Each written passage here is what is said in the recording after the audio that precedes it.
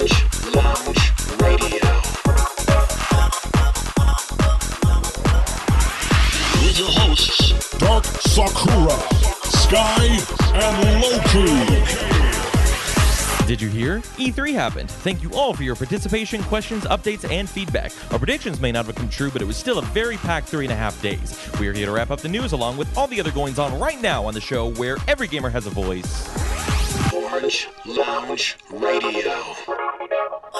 Hello, my friends out there on the internet, and welcome back to another week of the show where every gamer has a voice. It is Orange Lounge Radio, live on this June the 15th, 2014, with the 556th episode of our show. And boy, how things can change in an entire week. I don't know how many of you guys listened to last week's show after E3 happened, but it's really funny to go back and listen to predictions. But anyway, we'll be tackling everything that happened at E3 and beyond with everything else that's going on in the gaming world. Yes, there is more than just E3, believe it or not. Over the next few hours, my name is Rob Roberts, and with me, as always, say hello to DarkSakura, or Jamie Summers. Hi. Hello, Jamie Summers. Now, something I never thought I would see happen here at Studio OLR with Jamie Summers. I'm not wearing it. Yes, she is. She's wearing a I'm Snuggie. not wearing it.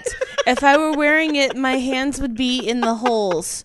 She mentioned before the show that her legs were cold, and I said, well, I have a Snuggie, and she said, I'm not going to wear it. So just wrap it around your feet. I do it all the time. So she has it wrapped around her feet.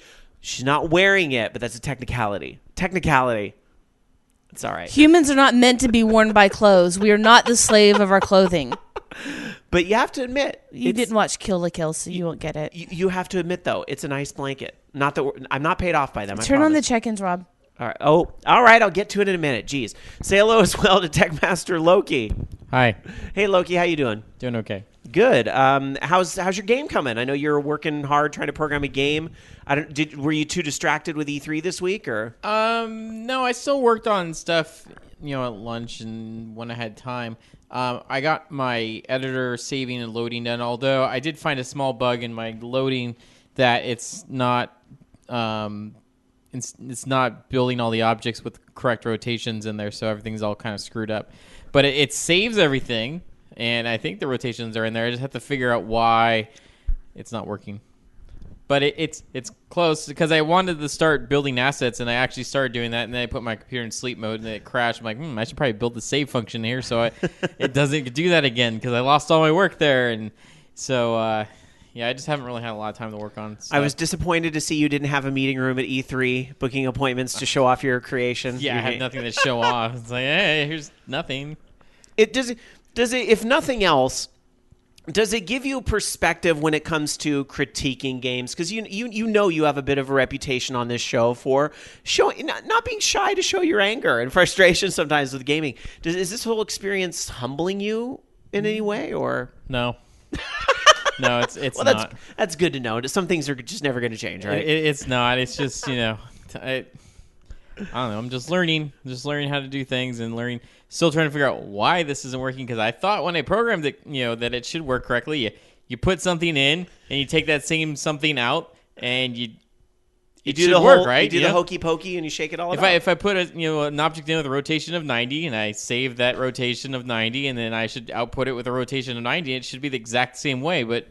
No, in fact, I spawned an object or whatever, and I'm okay, how would I fix this? So I did 180 on one, and it rotated one way, and 180 on the other one, and it rotated a different way. I'm like, wait, that doesn't work. That should be different, that should be the same, not different. You know what, though, Loki? All joking aside, good for you for sticking with it, especially this long, because you do this too, as a lot of people I know do. You start projects, then you never finish them. I mean, I'm lucky if I finish building furniture from IKEA, but you've been really working on this game thing for several months now and sticking with it. Because it's hopefully going to be more income, and that's really important. That's what I need money, so of course I'm going to keep working at it because I need to. That's right. All right. Anyhow, let's also introduce the chat room because we do tape live every Sunday night at 6 o'clock Pacific, 9 o'clock Eastern, right after the Bobby Blackwolf show. And we do have our live chatters with us, and you can chat along with us live.vognetwork.com.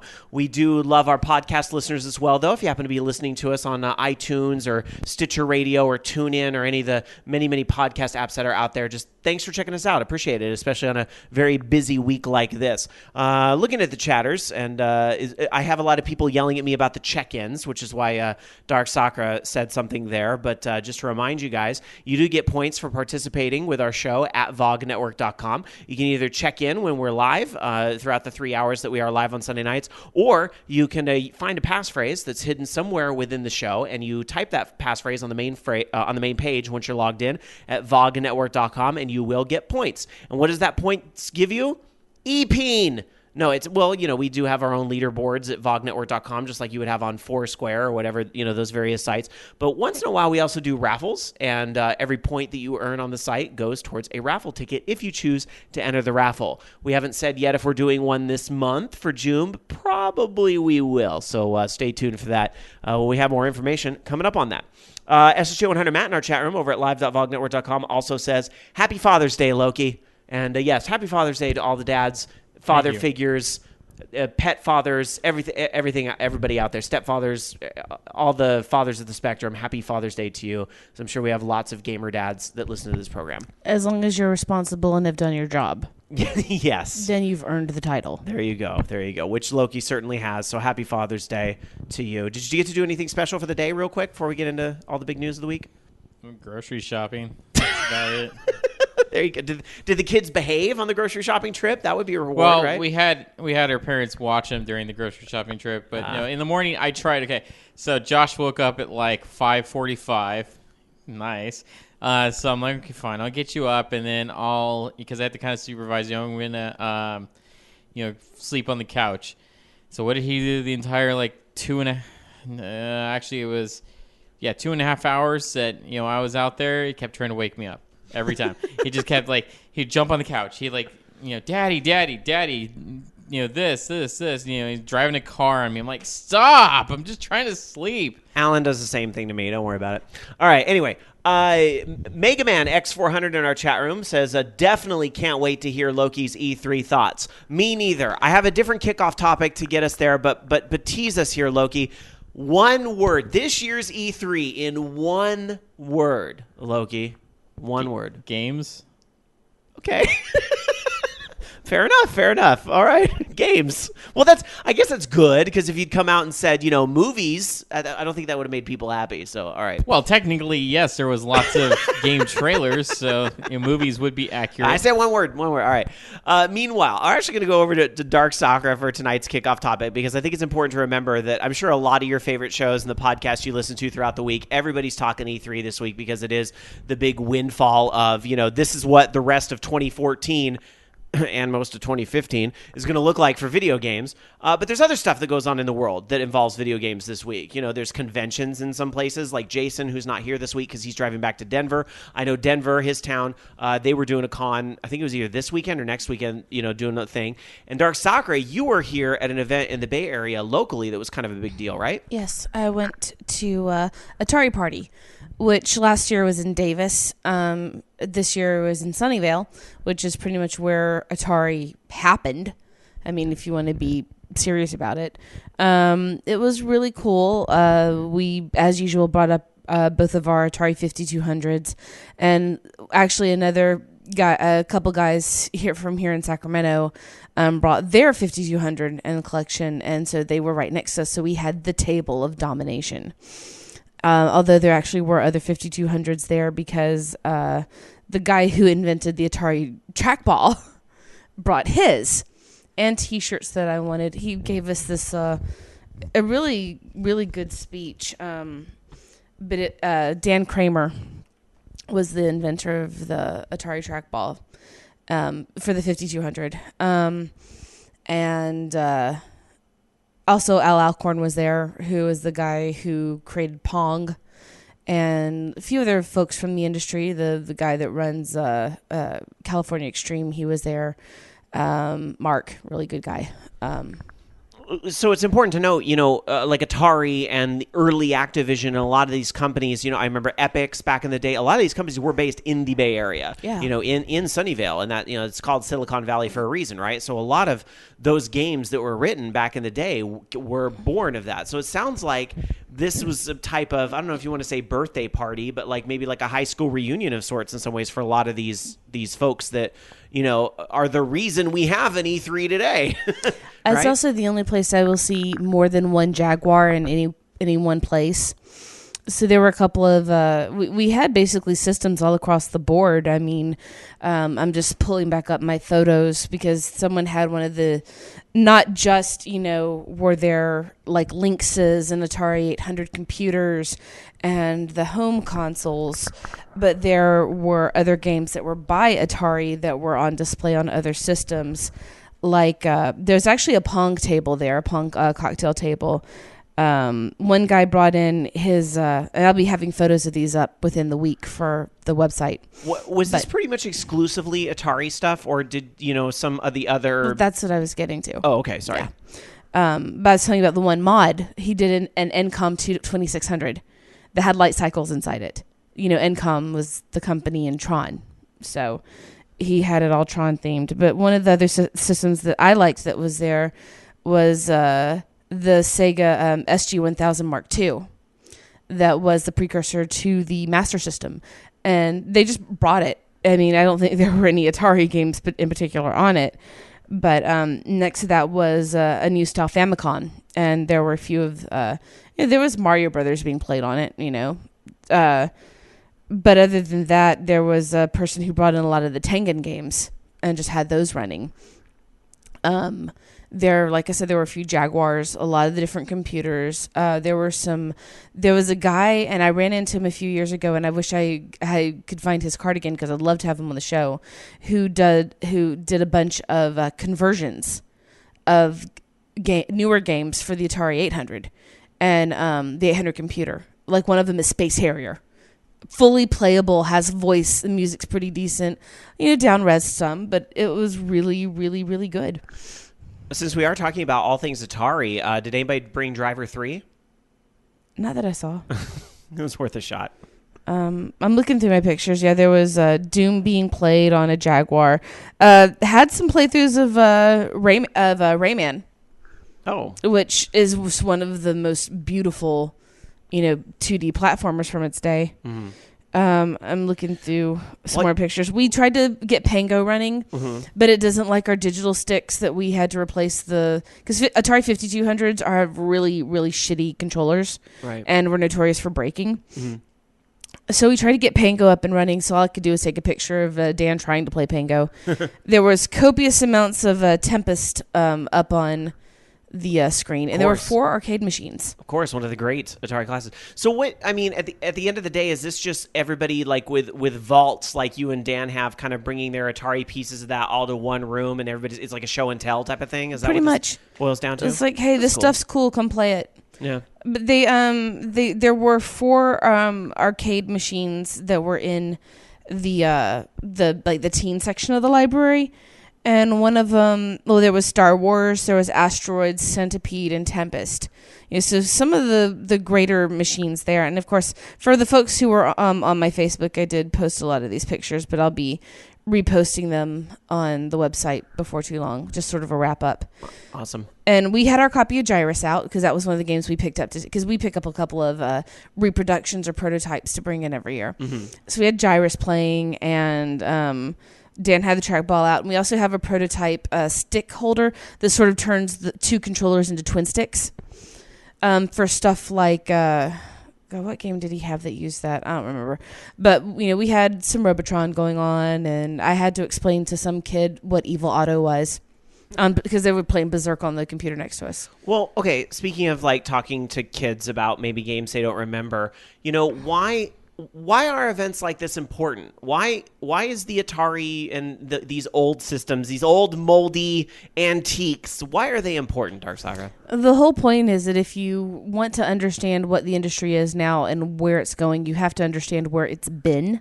It's the same with anything, really. You know, if you don't know what led to what you have, you really don't appreciate it as well. And sometimes, you know, people need to go back and play the old stuff to understand why the way a game plays is more important than how it looks.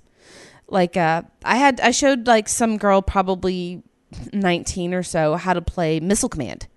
And she's like, oh my God, this is actually really, really difficult. Once you get further on in it, I was showing someone how to play Kicks, because, that's one of my top games. And like, oh my God, this is so simple, but so hard, the challenge. And they kept coming back and playing it because it was challenging. It's not the best, prettiest game in the universe ever, because damn it, Kicks is annoying. But it's a really fun game. We had more people playing Cubert than anything I could think of. And like, oh, it's Cubert, he's cussing at us, It's just really, that's the part that I think that you can't get past, that you have to, I've learned to appreciate the classics. A lot of comments on history in our chat room over at live.vognetwork.com. Dungeon Buster says, history is important. What Up G says, I wish more companies would look at the past. And Dungeon Buster also says, it makes me sad to know that there are people out there that think Elder Scrolls started with Oblivion. And, speaking of the past and maybe the not so bright side about it, I think sometimes people often forget the video game industry crashed and burned in the, early mid-ish 80s. 84, right, was the big video game crash when, we really transitioned from the Atari 2600 to the Japanese, consoles of Nintendo and Sega that kind of finished out the 80s and caused this revival that's still going. But, this question comes up once every blue moon and sometimes gets laughed off. But, we talk about knowing where we've been and how we got there and so forth. We always talk about, do you think there would ever be another video game crash? Do you think there's anything to learn there from some of these old games about like how to not have another video game crash? Well, there was a whole bunch of saturation in the 80s, especially as in fact, there's a really good series to watch that's I think it's just the history of video games that's done by decade, or not by decade, but done by year, starting with the 70s. There's some really famous videocasters on there, like the Angry Video Game Nerds on there, Pat the NES Punk, I think. There's just a few other, really, really good video personalities, something that they've all put together. And they really went into how when one person would make an innovation with a type of game, there would be a million clones out there. It would get so saturated. Then you had all of these other little just no-name consoles coming out. Computers even, and this was actually a discussion I had with somebody when we were at Atari Party, how you could have so many different kinds of computers, but you had to recode everything or redo certain lines of code just because of certain incompatibilities. And it made it really difficult to mass market your game because of those inconsistencies between different systems, different machines. I honestly think that we're overcoming some of the pitfalls that were around in the 80s, but at the same time we've lost some of the things that really helped it to grow, that kept it alive in the hearts of the enthusiasts even when the mass market crashed. You bring up a really great point in what you said there. And I think, I know there's some people listening to this that are like, come on, get to the E3 talk and so forth. And we E3 can bite me. But hold on a minute, because there's a very important parallel here. And I know we're going to get into this later in the show, but there were a few controversies that came out of E3. And, the talk about how much does it cost to develop a game and how a lot of these are big budget productions. Here's one I know is a fact, but not something we're specifically getting into. But Destiny, that game that's in alpha right now, what they're saying, $500 million going into that game, and it's this huge production, right? This is big to do. But back in the day, back in Atari, those games, I mean, yes, there were certainly budgets, and yes, there were the marketing and everything that had to go into that. But at the end of the day, one guy or gal or two made the game. Yeah. Start to finish, and were geniuses, in my opinion, in how to make it fit into the technology that they had. I mean, with even as crappy as E.T. was, keep in mind he had 6 weeks to do it, and made a fully playable, barely playable game in 6 weeks. So that's something to be said, you know. There's actually, and I was telling a couple people about this book while we were eating our Costco pizza, which thank you, Judith, for the Costco pizza. Judith is really cool, by the way. She's the director for the Digital Game Museum. Really nice lady, and I'll be talking about them more later. But there's a book out there called You, and it's by a writer named Austin Grossman, and it's about a guy who gets pulled into a development company as a game developer, as a story writer, and no, the lead game designer. That was it. Just to design how the game was supposed to work, come up with assets for it, and let the programmers worry about it. But he was talking about how his friend who created the engine that this company runs all of its games on, and how he and 3 other people were creating Rogue, games based on Rogue back in the day. And, it was sort of like a parallel for a lot of the early video games, programming on an old Commodore computer or on an old Apple IIe, and talking about how all of that led up to the games now. And the guy has to play through all of the series of games on this engine as he's trying to find this one item hidden in the code. Because each of the games will continue off the last one, even if they're in different genre or different eras. But it talks about how the games developed, what the styles were of the day, what the tastes were of the day. And it actually is a really, really good parallel between what people think of modern day gaming and its roots. And I was just getting a lot of that. After having read that book and then going to Atari Party, I was really getting a lot of that just talking to people from the industry. And I don't think, and I just so I'm clear, I don't want to make people to think that I'm just saying that like big budget games are bad or this is bad and they're all bad. Not necessarily, but I do feel like some of the mistakes we're seeing made and where the industry is headed and some of the problems we're having right now with some of the foot in mouth syndrome we see coming out of some of these companies. Like Ubisoft. You have to look to the past. Yeah. When it was no problem to make a character one gender versus another versus, it was just, it wasn't something that like, oh, well, we got to think about the money. We got to think about the cost. But the closest thing I see now to, and the other point I want to make is the closest thing I see now to those days in the Atari stuff, I see coming out of the indie scene.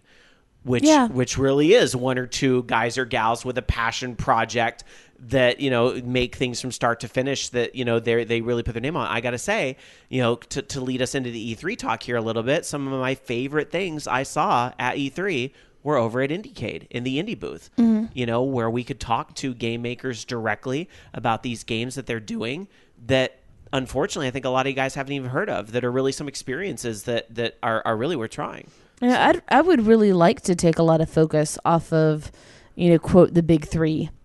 Maybe mention their consoles because we're going to be able to play some of the indie games on them. But I would really think that people should be putting more focus on the indie gamers because more and more, that's where you're seeing the quality. That's where you're seeing. And there was another reason why I brought up that book too is because a big point made in there is how, we're abandoning storytelling for the sake of all the first person shooters that the mass market want, all the, initial payoff blood and gore. But we're seeing more and more, and I'm going to use quotey fingers and say true gamers who are wanting to go back to storytelling, wanting to go back to it being an effective way to evoke emotion, to have it actually been treated as art. I don't think of Call of Duty as art. I think of Dominique Pamplemousse as art. If that's the Stanley Parable, definitely an art form of its own. It's storytelling with a very, very fucking weird twist. Even Portal, for being just how it was put together, it really tells a story in a very unique way and engages the mind. I don't think that necessarily Call of Duty isn't art, but I totally get what you're saying. Yeah. But for me, it's like you have a Monet versus the Thomas Kincaid Gallery at the local mall. You know what I mean? And while Kincaid was talented, his work was meant to be commercialized. Yes. So, anyway, I do want to kind of transition us into E3 chatter, but real quick, if people want to attend our Atari Party next year, want more information, because I'm trying to Google it, I'm finding like a Facebook page. Like, it's on Facebook. Really? Yeah, the Atari Party Facebook page. But I think they're going to be working again with Digital Game Museum, which you just go to digitalgamemuseum.org. really, really great people. There was, but yeah, just look up Atari Party, and you'll find galleries. But the big advertisement is through the Facebook page. Although I honestly think that I might ask Bill if he wants a webpage gifted. Nice. Yeah, just see. And Bill's a really great guy. The guy who organizes it has a. It sounds like it's getting bigger and bigger every year too. I saw the Mel B made the newspaper, the Mercury News, playing at the Atari Party. So Mel and Christine were both there on the cover. Yeah, that's great. And I ran into Neil, of course, is there, and ran into a few familiar faces. So not only do you play the old school video games, but you run into all the old school gamers. You remember? Made a few new friends. There you go. Also everyone was pretty cool. Great. And yeah, it's almost, we were joking upstairs too about how we should just like shove a bunch of pizza in our mouth and not wash our hands and then go play everything so it could feel like an arcade. and then we all stopped and thought about our own systems like, no bad idea. Bad idea. Yeah. All right. Well, hopefully it doesn't conflict with E3 next year so I can go because I think that would be a blast. But we do have one conflict. Because California Extreme, which is amazing, is the same weekend as GamerX. Also amazing. So I made my apologies for not being able to go, but you guys need to coordinate your calendars better, Bay Area convention people. There was a lot of talk about trying to schedule around certain other things, Sure. and but it was really cool though. It was just kind of great. It was very casual too. Good. Which is how it should be. Good.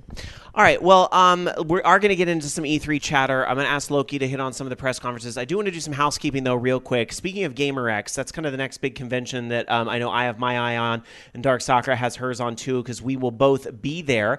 And this convention, of course, is running from July 11th through July the 13th. And this is really cool. On Saturday at the convention there, July 12th, the Podcast Cross Zone panel going to be happening. Myself, DarkSakura, will be there live and in person. So if you are going to be at the GamerX convention, which is, of course, at the Intercontinental in San Francisco, come say hi on July 12th. We'll be there and talking with some of our indie podcast buddy, friend, pals about kind of the art of podcasting. And this last year was really about like kind of trying to motivate people to do their own thing and get their voices out there. This year we're going to continue that, but also talk from like a little bit of a tech side. And this year we're going to demotivate you this year.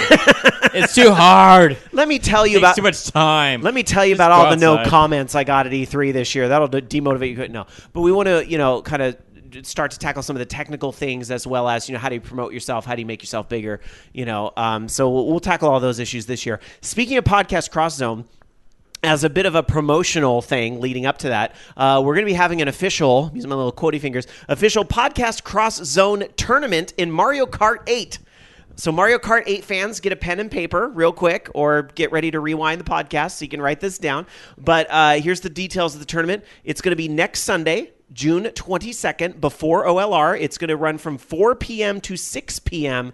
Eastern Time. So for West Coast folks, that's 1 p.m. to 3 p.m. Pacific Time. And the tournament name is Podcast X Zone or Cross Zone. The winner will be determined from the best of 12 races. There will be a winner prize, a participation prize, and a booby prize. But we're not encouraging people to go for the booby prize. Don't do that. Everybody's got to try. I've already got the booby prize.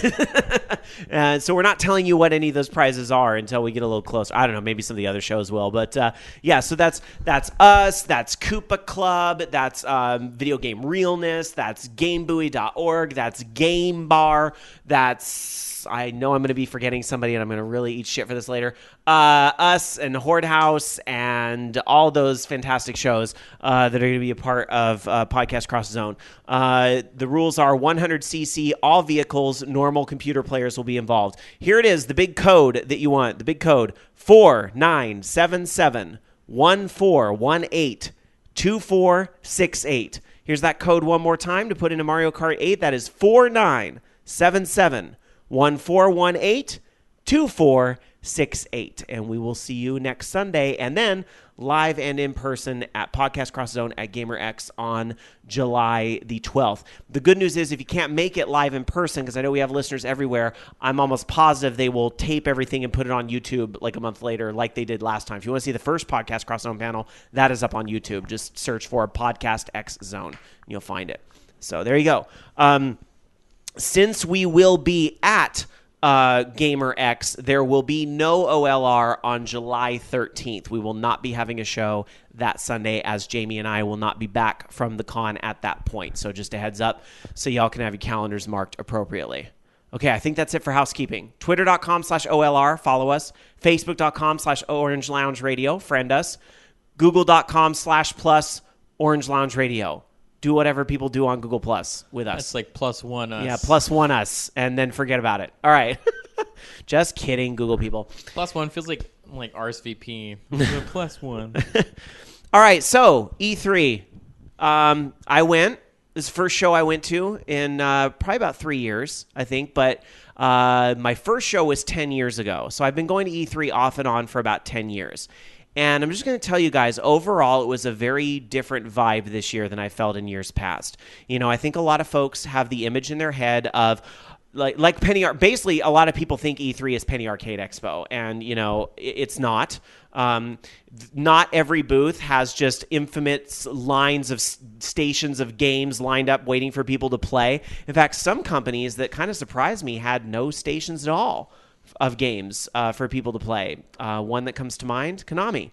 A company that I know 10 years ago, we used to be right there talking about DDR and Beatmania and all that stuff. Konami wasn't showing anything. So they don't have anything to show. Yeah, I mean, well, behind closed doors, they had, you know, the soccer, Pro Evo Soccer. They had Metal Gear Solid 5. That's it. That's I think all in a they demo. have on That's their it. slate. That's literally it on their slate. But I use that set as an example. Even a company like Warner Brothers, you know, obviously has a lot of big titles they have this year. I think they had maybe 2 stations where they had Batman that was playable. The rest of it, if you want to see Mortal Kombat X or Batman or, you know, all the other stuff, you could wait in a big old line to get in a theater to watch somebody else playing the game. And I think a big key word here about the E3 of 2014 versus the E3 of 2004 is control. It's a really controlled environment now, you know, and I'm kind of surprised they don't take measures to thin the crowds even more. I'm really surprised at some of the stuff I see at E3. But for me personally, one big reward I got out of this show this year was networking. I met a lot of great people at the show from a lot of great companies, not just the big ones that we're going to get into here shortly with the press conferences, but a lot of like the second-tier developers. I'm really pleased to report to you guys, I've got at least like 10 different game makers that want to come on OLR and other VOG shows to talk about their games. And that, to me, is the most exciting thing about E3. Like, okay, sure, there's a time and a place for a canned presentation, of which I personally think Nintendo is doing a fantastic job at the canned presentation game right now with what they did at this E3. There's a time and a place for that. That's great. But, you know, if I'm going to be there and I'm going to be there live and in person with all these people, I don't want the same canned thing that everybody else is getting on the internet right now. That's the world we live in right now. Why would I stand in line to watch a demo of somebody else playing Mortal Kombat X when that's going to be up on YouTube and on Spike TV and all that stuff the day after the convention or during the convention? Like, there's no value in that for me. I get far more value out of going over to Indiecade and talking to 3 game developers in the same amount of time who are very passionate about some of the things they're working on. So that was kind of my attitude going into this E3, was that, you know, I wanted to go meet game makers. And I'm really happy to say we are going to get some of them coming on to OLR in the coming weeks. Very, very happy about that. So, that was E3 in a nutshell for me. To answer some of the other questions that I always get coming out of E3, and Bobby, our pal Bobby Blackwolf, who always comes on before us at the Voice of Geese Network, he was at the convention. We did a lot of the show together, although we had our own separate appointments too. I know he talked about some of this on his show, but the big questions always coming out of E3: who won? Who won E3? No one. DarkSakura, why do you think no one won E3? Because it's not a fucking contest. It's not like they're racing and whoever gets to the end of the line wins, like, everybody's money. Mm-hmm. It's networking. It's all it is. Maybe whoever got the most business cards won or something, but it's not really for the gamers. It's for the industry. Right. So, there's no one fucking winning E3.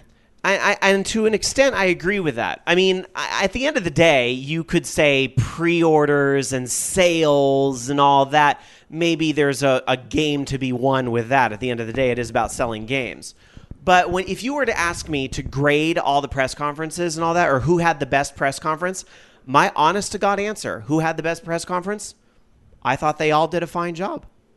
Yes, there were high points, and yes, there were low points of each three, and I'll talk about those, at least the big three, and then the other publishers as well. But I don't want to sit here and grade them because Cheetah just did not get the point. No one won. It is not a contest. That's your opinion. That's what you liked better. That's not winning. That's your opinion. Let me read the comment, though, that's being responded to, is that it's clear Sony and Nintendo won. Microsoft got a big F. I disagree. Opinion, whatever. But I don't think anybody failed. In the particular case of Microsoft, everybody after last year said, shut up about the movies and TV and show the games. And Microsoft came out, game. That's what people wanted, right? So, I think there was an interesting mix of stuff that I do and I don't want to play that were shown at that particular press conference. So I don't know. I don't really see that end of it. Like, nobody won or lost E3. The other big question I get is, what was the game of the show? What was the game of the show? That is so hard to answer because more than half of them, 3/4 of them aren't playable. They're canned demos. Control, remember? I don't know. I still think I can think of at least one that was like my game of the show. There were definitely experiences that were great, but I don't think I honestly, the game of the show for me was indies. I liked going over to Indiecade and talking to people directly about the games they were making. That was the game of the show to me. All this other stuff, whatever, see you in 2015. But I think overall, it's a great time to be a gamer. Gamers won E3. There's a lot of great stuff to look forward to from all three companies this year and certainly a big chunk next year as well. So, all right. Anyhow, I went on a little bit of a tangent there. What Up G in chat says Loki's was Grand Theft Auto 5. No, it wasn't. No, it wasn't. Nope. Big surprise. All right. Well, I'll ask you in a minute. But let's have you run down some of the big press conferences and some of the news that came out. Remember, our audience, just the way we like to approach this with you guys, we know if you're listening to Orange Lounge Radio, you probably already have a pretty good general awareness of what went on at all the big press conferences. But we're here to kind of talk about it and discuss it and hit some of those key things that came up. So, Loki. So the Microsoft conference. So some of the stuff they kind of went over, they showed Call of Duty Advanced Warfare, which I thought looked fantastic. I'm very excited about it because last year's Call of Duty Ghost game was just kind of like, okay, something bad happened, it's a Call of Duty game. And like before that, it was like Black Ops 2 was like, oh, hey, look at all this cool futuristic tech and, all this really interesting gameplay. And now that's kind of been brought back now in Advanced Warfare, so I'm pretty excited by that. And I thought it looked pretty cool. So I definitely looks next gen as opposed to like Ghost did. Forza Horizon 2 looks fantastic. Very exciting. So that was something else that they showed. That's going to be on both Xbox 360 and Xbox One. Assassin's Creed Unity, which we knew was going to be something that was going to be at E3, looked fantastic. And they kind of showed off a little bit of the gameplay there. One of the things that I thought was kind of funny, they announced DLC for Dead Rising 3, and it was the Super Ultra Dead Rising 3 Arcade Remix Hyper Edition EX Plus Alpha, which, a little tongue-in-cheek, and that was out, the same day. That was a funny moment. I like it when gaming companies can be a little bit self-deprecating and that, kind of like, make fun of themselves a little bit. Mm-hmm. Nintendo did a lot of that too, but that Capcom's a great example of that at the Microsoft thing. They announced that they confirmed the Master Chief or Halo the Master Chief collection, which is on Xbox One, including all Halo 1 through 4. Also, access to the live action Halo Nightfall that was their TV show they're making, as well as a Halo 5 multiplayer beta, which people are pretty excited about as well. Project Spark, they showed that Conquer is going to be part of that, which kind of had me scratching my head going, okay, that's... Yeah, I get what you're saying, because it's like one of those like, okay, that's cool, but like, why are you teasing me with this and not like a Conquer game? Yeah, people? I thought for sure that, oh, sweet, they're gonna bring out a new Conquer game. It's in Project Spark. I'm like, I don't care anymore. Yeah, that was kind of a moment where it's like, we put all the assets in there so you can make your own Conquer game. No, I want you to make a Conquer game. If I wanted to make my own Conquer game, we could have made a fan game a long-ass time ago. Why the fuck do I want to make my own Conquer game? I want you to make a Conquer game. They showed off some indie games. Ori and the Blind Forest look pretty sweet. There's a new game by Play Dead, which looks a little bit similar to Limbo again. New Tomb Raider game, Rise of the Tomb Raider, looked pretty awesome. Mm-hmm. What else? Phantom Dust. They showed that they're redoing that, which I'm like, that came out of left. That was a real out of left field announcement, wasn't it? Yeah, I didn't understand. I've never played the original, and cool. I mean, that they're doing a new one, I guess. Kudos to Microsoft for recognizing that this was a franchise that maybe deserved more than it got, and so they're giving it another chance. Kudos in that department. They showed off some more of The Division, which I don't know. It looks interesting, I guess, but I just don't really know too much about it yet. Also, my most favorite thing about the whole conference, they showed Crackdown. I was like, yes. I could hear you cheering all the way from where I was at. That looks awesome. I'd have to definitely pick it up. If I got an Xbox One. What did you think? Crackdown, a reboot. It sounds like versus Crackdown 3. I'm fine with that. I don't really know. I just wonder if they're gonna have the same twist as the first Crackdown, because it seemed to have a very different tone to me. Crackdown. It looks really impressive on a technical standpoint. Like they're showing off the engine stuff and what it can do, and you can literally destroy anything in there in completely original ways. So that's very interesting. I don't know. I think it looks like a pretty fun game. Crackdown. I like the original Crackdown. Crackdown 2 is kind of lame, but the first one was fantastic. So I'm all down for a remake of that, or just even rebooting it with the same gangs in there. Take note, Saints Row or Volition. This is what you could do with Saints Row. Reboot that shit with the same gangs and totally mix it up. I'd be down with that. And so, yeah. And then, what else? I think that was pretty much it. Yeah. Let me mention some of the comments from our chat room, because, of course, our chat room... Scalebound. That was the other one. The Scalebound, the Platinum game that was coming. That looks like a cross between How to Train Your Dragon and Pokemon and Monster Hunter, and just I don't know, interesting. Oh, and they showed another trailer for Sunset Overdrive, which looks fantastic. Yeah. They did just a trailer and some gameplay, right? Yeah, it looks big really great. That was a big, that was a big part of Microsoft's booth. That was probably one of the biggest chunks of their booth. It looks like a fantastic game, and there are money marketing going into that, which is good because that's a new IP. It's always nice to see that getting that support. It looks great. It does. Look at some of the comments from our chat room over at live.vognetwork.com. Let's see. Some people saying the second Crackdown not so good. Dungeon Buster saying the second Crackdown was garbage. Kaijudo says people forgot how bad Crackdown 2 was. Yeah, no, I didn't forget. It was crap. but it's so we're far enough away from that now. You're not worried. Well, yeah, and they even kind of defended it. We didn't have enough time to. If I remember correctly, I'm not sure if it's the same team that made Crackdown 2 as Crackdown 1. And they're like, well, now we're doing all the things that we wanted to do in the original that we didn't have time to, or something. I don't know if they had to rush out the game to get that Halo 3 beta out there, but I'm looking forward to it. I think it looks awesome. SSJ 100 Matt in our chat says, Sunset Overdrive looked good. Project Spark looks like it could still be something. Ori and the Blind Forest looked like a fun platformer. I'm still impressed with The Division. So maybe to some there was nothing at Microsoft's presser. I found plenty to be interested in. And also Fable Legends, but I wasn't really impressed by that because I've been burned on all these Fable games, so I just didn't care. And I know that they announced, you can be the bad guy, you can design your dungeon. I'm like, I don't care. It doesn't matter to me. Blender in chat saying, I think that since there is such a debate about who won E3, gamers win because the competition between the companies is so strong, they'll make better games. I think that's a really positive way of looking at it, and I kind of hope you're right. I did find it interesting that the tone of Microsoft, obviously it's no secret Microsoft got pummeled last year when it came to E3, right? They really got, killed at E3 with all the policies and everything.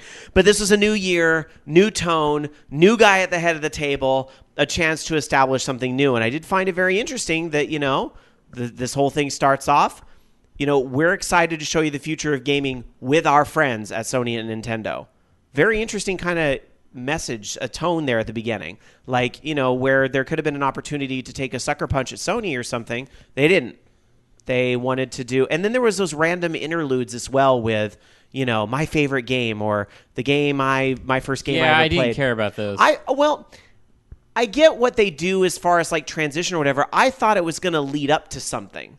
I thought there was a big lead up to something at the very end that kind of didn't happen.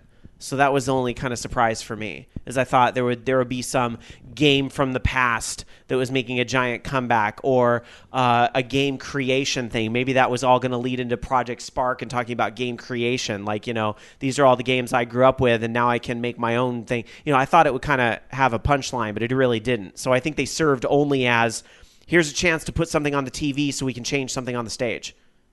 Or something like that. I don't know. Yeah. It was a little strange. Pros and cons, especially Loki and DarkSakura, feel free to jump on this too if you want. You guys don't own Xbox Ones. I don't either, for that matter.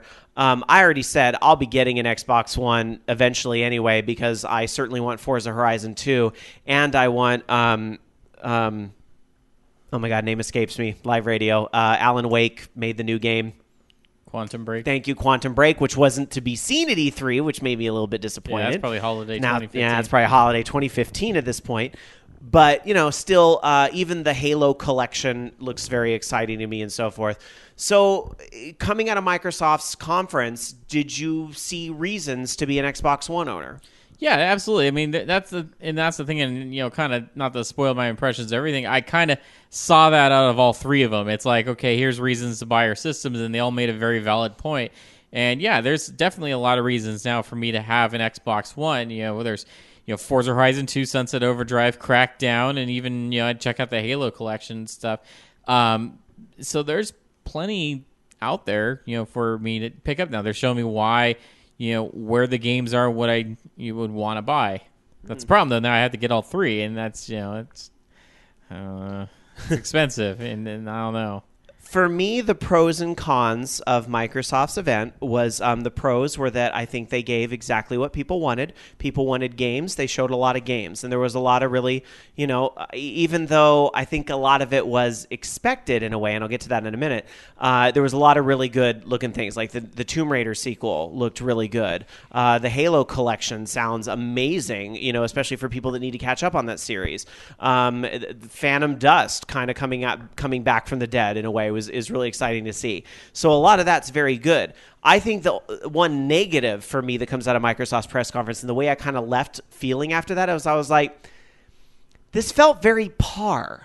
This is a very expected press conference. Like, okay, yes, I got what I wanted, but I still have this unfulfilled feeling, because where's that surprise out of E3? Where's that? It's out now, or I was not expecting this. And honestly, to be fair to Microsoft, it really sucks. And this just goes why secrecy is so important in the industry and so forth. It really sucks that the cover was blown for them on the Halo collection, because that would have killed if they'd kept that a secret. That would have really killed. Well, that and like Crackdown and like all the stuff that people knew was coming, it's just kind of waiting for them to acknowledge it. Right. One thing that concerns me a little bit about Microsoft is that I was actually commenting as we were listening to the press conference, because we were driving, so we couldn't watch. We were listening to the press conference, and I checked out some of the video after the fact. I was listening to it, and I was commenting to Jason. I said, Jason, I don't think there's been a Japanese developer up on that stage yet. Now, they let off with one last year with Konami and the Metal Gear Solid. The Xbox One is launching in Japan later this year. How are they going to sell the Xbox to Japanese gamers? Yeah. After I said that came out of my mouth, that's when they brought Platinum Games on stage and showed this, Scalebound, which, to be fair, looks great. Platinum Games, we love them. They're great. But it's one. And, the other thing they showed was Capcom's DLC for a game that's already out there. And I know what a lot of you at home are saying. You're probably saying, Rob, what about Tokyo Game Show? No. They're just sitting on it for Tokyo Game Show. But in my opinion, like, why would you wait until Tokyo Game Show when the Xbox is set to launch in Japan like 30 days after that? You need a little more time to build hype. So I'm a little concerned, like, that we're just going to have a repeat of the 360 in Japan when it comes to Xbox One. I'm not convinced that they've got that support in Japan that they desperately need. The other thing that kind of annoyed me a little bit about the whole Capcom DLC is they had all these banners and costumes and stuff for Power Stone. I was like, I want a new Power Stone game. What the hell, Capcom? That and all the Mega Man stuff, of course, but seriously. New Power Stone game would be awesome. That's a series you need to reboot. Hey, you know what, Capcom? I mean, you could put out like a billion versions of Street Fighter 4 and stuff, but how about a new Power Stone game? Just saying. Or, hey, how about just bring Power Stone to Xbox Live Arcade and PlayStation Network? How hard would that be? Power Stone, all the things. I agree with that. Akuma JP in our chat room at live.vognetwork.com, who lives in Japan, says, we don't care, Rob. That's my point exactly, is that that concerns me a little bit because that means Sony is running unopposed practically in Japan. Yes, there's Nintendo, but we all know Sony's hardware is packing a bigger punch, and Nintendo's marching to the beat of their own drum. So it's a very different sort of contest. So you're telling me that Xbox is a non-factor in Japan. I'm not sure how that helps Microsoft. You know what I mean? Isn't the competition supposed to be a good thing? And I don't know. I feel like that's a hugely missed opportunity. And Akuma JP goes on to say Xbox 360 is dead here in Japan, so why should we get another brick? Microsoft needs to convince you to get another brick. Another negative-ish comment in our chat that I think is worth bringing up. SGO100 Matt says Microsoft failed when they made it painfully obvious that they've killed the Kinect. Has Microsoft killed the Kinect? I'll tell you, on the show floor, they did demo over on the side. They had a big old Kinect station for Fantasia. Yeah, that's right. They did bring that up. And on the flip side, they had Dance Central, which, they also... Oh, yeah, I forgot about Dance They Central. did bring out Alex Rogopoulos to talk about Dance Central, although it's a download game. I'm sure you caught that. It is not a retail game. It's a download game. Weird because and this was a very good question that was asked on our interactive coverage that I unfortunately was not able to get the answer to this question, but will it work with all my existing Dance Central songs? Because I'm a little worried about a digital-only $10 title that only has 10 songs, because Konami did that on the 360, and its big drawback was that there wasn't really enough variety. There wasn't enough songs on it. I could see it. I don't know about it being able to transfer like the songs that are actually on the disc, but maybe DLC might be compatible with it. Maybe. Perhaps. I hope. Harmonix is pretty good about getting that stuff to work together. They are, but my concern is the fact we've gone from 360 to the one. Oh yeah, so that's my worry. That's probably not going to be compatible. Then. Is it going to be able to go into the store and know I've bought these songs, so it'll bring them in? It should. Yeah, it should, but are they going to put the effort in? They'll just use the excuse, well, the stores are separate, sort of. We can't do that. No. I did watch Dance Central for a little bit. I was not willing to walk in there and make a fool out of myself dancing in that very public environment, but I will say the game looked very similar to the previous Dance Central games, except the backgrounds, instead of being like you're in one static subway or whatever, it seemed to be a little more music video to me, where like you'd be in a subway and then like the background would kind of shift, and now it's like lasers and things like that. So it did feel like that little extra, being in the one kind of let the visuals pop a little more, especially with what was going on in the background. But at its core, it really is that fundamental Dance Central game, which isn't a bad thing. I mean, it's a great series for the Kinect, and the one will benefit from having it. I worry about the whole digital only thing, so we'll see. So, Tiger Claw in our chat asking, did Harmonix show the new Amplitude at E3? Not out on the floor where it was visible. I don't know if they had anything in a meeting room or something like that, but I would think it's still too early. I mean, that thing just got funded, and I think any concept stuff they had, they already put out there to get the Kickstarter funded. So I don't think there was really anything new to say. Well, that, and, they don't have a publisher for it, and I don't think Harmonix had their own booth, so, where would it be? Yeah. So yeah, those were my only things about Microsoft. Although I think, yes, there are games, I am motivated to get an Xbox One. I did play Forza Horizon 2 on the show floor. I should mention that as well. Which the only unfortunate thing about that demo is I wasn't able to turn the cheats on and off. Like, that's the greatest thing about the first game, is that if I suck at drifting, I'll just have the game drift for me. Well, I couldn't do that in the demo, so I was having some problems. But it was the soundtrack awesome, what you'd expect out I of do a like Forza the game. ability to being able to cut through anything, you know, because Yeah, I will- lots of off-road. The races were going off the road and all that too. The weather effect was pretty cool, I got to say, as you're racing and then all of a sudden it starts raining. It was nice. So yeah, I'm like, I think, and I know there's plenty of Forza Horizon fans out there in OLR land. I think everything you guys are thinking it's going to be on Xbox One, you're going to get it. So that's exciting. I hope they do some type of bundle for it. So I think that's all I want to say about Microsoft. I want to check in with DarkSakura. I don't know if there's anything we've been saying or whatever, but anything perk your ears with the Microsoft stuff? Nope. Still don't care. Still don't care? Still not? Still don't care. Why? I just haven't seen anything that excites me. The stuff that I want is coming out on Wii U. So could that possibly be the point I made a minute ago about the lack of, because, if I go into your vault, a lot of the games are imported from Japan. So could that tie into the fact that Microsoft seems to be ignoring the Japanese audience? possibly. No. They're just not putting out the kind of games I give a shit about. I mean, really, I really am more into the quirky games. Mm-hmm. I like JRPGs. Mm-hmm.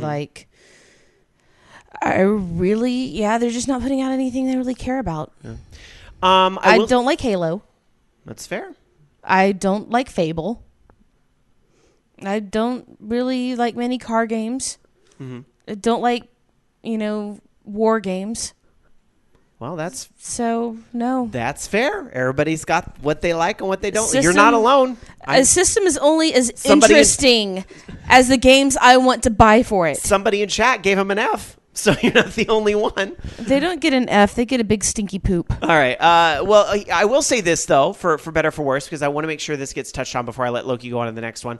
The games at their booth was not only the Sunset Overdrive, the Forza Horizon, and some of these things, but they did have a big section for indie games. And there was certainly that push, to show that there are the indie games. And they had that moment during the show where they would talk about the not XNA, but Project, what is that called on the Xbox? The Project TNA. No, somebody will say it. No, I know what you're talking about. But their indie movement, right? Yeah. And so they had some things on the show floor, like Threes was one of the big ones because obviously that's a big iPhone game. That is a head scratcher. I mean, yeah, I understand. The draw is that you can play it in a window or something like that. Yeah. While you're watching TV, but yeah. Yeah. Well, there you go. So I did appreciate, though, that they gave a lot of space to indies, but I honestly, truly feel the reason for it is because they didn't have a lot of stuff they wanted to put out there on the show floor otherwise. So give the space to people that do want to be out there putting their games public facing. Again, control, right? Control. Okay, that's Microsoft. What's up next? Speaking of Microsoft real quick, and actually this kind of goes with Sony too, is I'm surprised that, their versions of Minecraft that they have for PlayStation 4 and Xbox One don't have some sort of graphical enhancement to it. How they have the Sonic Ether shaders that look fucking amazing and stuff. Mm-hmm. It's you'd think they'd be able to pull that off to make it look a little bit shinier. They're just fuck it. Yeah. I mean, I understand part of the charm is that it's not graphic. But I understand it. It still can look that way and look fantastic. No, I got you. Whatever. Maybe the next Minecraft 2 or whatever. Sony. So Sony, they had some interesting stuff to show off. First, of course, talking a little bit about Destiny. They have a Destiny bundle that's coming with a white PlayStation 4 in September with the launch of the game. Some DLC for Infamous Second Son that follows Abigail Walker. They also surprisingly showed off Little Big Planet 3, which I thought was pretty sweet. And not only is Little Big Planet 3 going to have Sackboy, but there is also other characters in there as well, which I thought looked very interesting. I did get to play Little Big Planet 3 on the show floor, and the demo, Bobby and I both played it, and the demo featured only one of the new characters, Toggle, who switches between a big fat guy and a tiny little thing. So that, you get it? Toggle. You go between the two. So that was kind of neat. I like how those new characters all add new mechanics to the game, because you have to really consider the weight of the character is, are you going to float, or are you going to sink in water, or are you going to cause, a platform to sink to launch you in the air when you toggle? It did bring something new to Little Big Planet.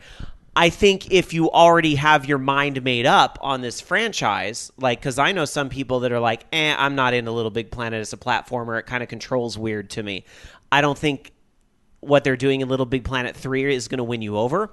But I personally think Little Big Planet is fantastic. I think it's a solid platformer, and I like this direction they're going in. Yeah, and it looks like the major difference from this game versus the other games, aside from the other characters, is that they have more depth in there now. They have a lot of stuff that goes in, towards the background and everything. The camera can shift back there, so it looks a little different. And like one of the questions I asked, is all the DLC available? And they even said that all levels online are currently compatible with that, and they're going to look even better. So I think that's pretty cool.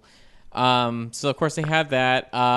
They showed off a new game from Software, which is called Bloodborne, and that looked pretty sweet. If you're a fan of not Dead Risings, Dark Souls. Like, yes.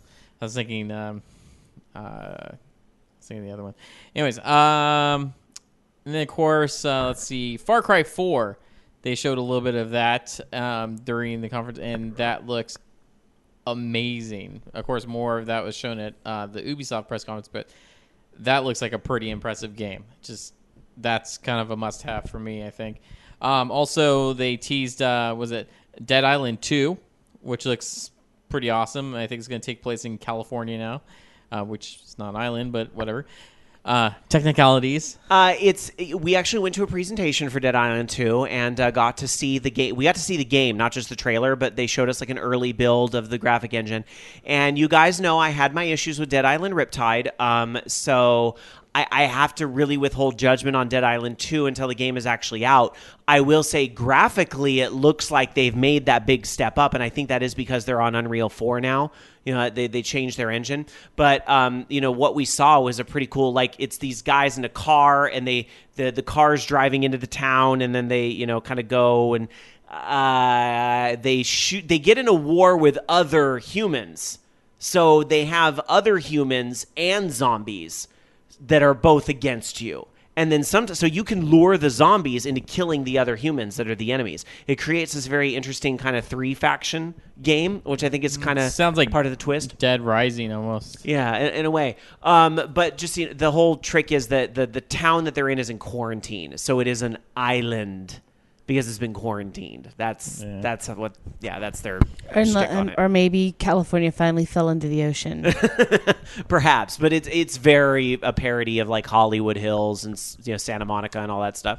They mentioned, of course, that there's going to be a re-release of Grim Fandango.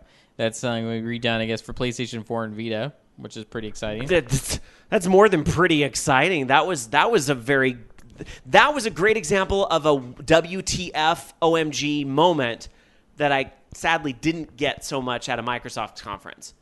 That was great. They were talking about Disney Infinity 2.0, and they're going to have a collector's edition. I guess it's going to have Hulk in there for PlayStation 3 and PlayStation 4, which I guess it's neat. I mean, it's something I guess that separates them a little bit. Of course, one of the more interesting things in there is that they finally did announce that, hey, guess what? PlayStation Vita TV is coming to North America as PlayStation TV, and I think also Europe. And so now it's just PlayStation TV. You can get it for, was it $99 or $139, and it comes with the Lego Movie video game and a DualShock 3 controller for $139. So that's pretty awesome. Not only that, but there is also going to be a Vita version of Disney Infinity, so you can buy that for that as well. I don't know. That's kind of interesting. Kind of thinking of maybe getting one because I like the Vita games, but I just don't really want a Vita. I've heard a lot of people really upset that Sony dropped the Vita branding from that device. I find that very interesting.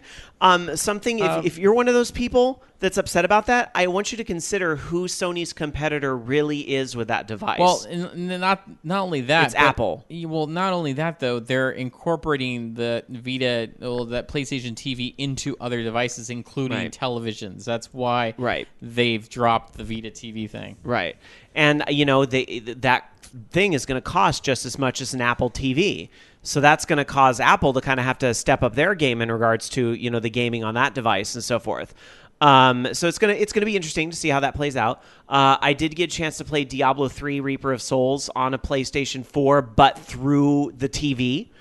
They had some of those systems set up where you were actually playing on the PlayStation TV, where a PlayStation 4, it was streaming from a PlayStation 4 that was elsewhere, probably locked away under the thing, but still, streaming from one device to the other.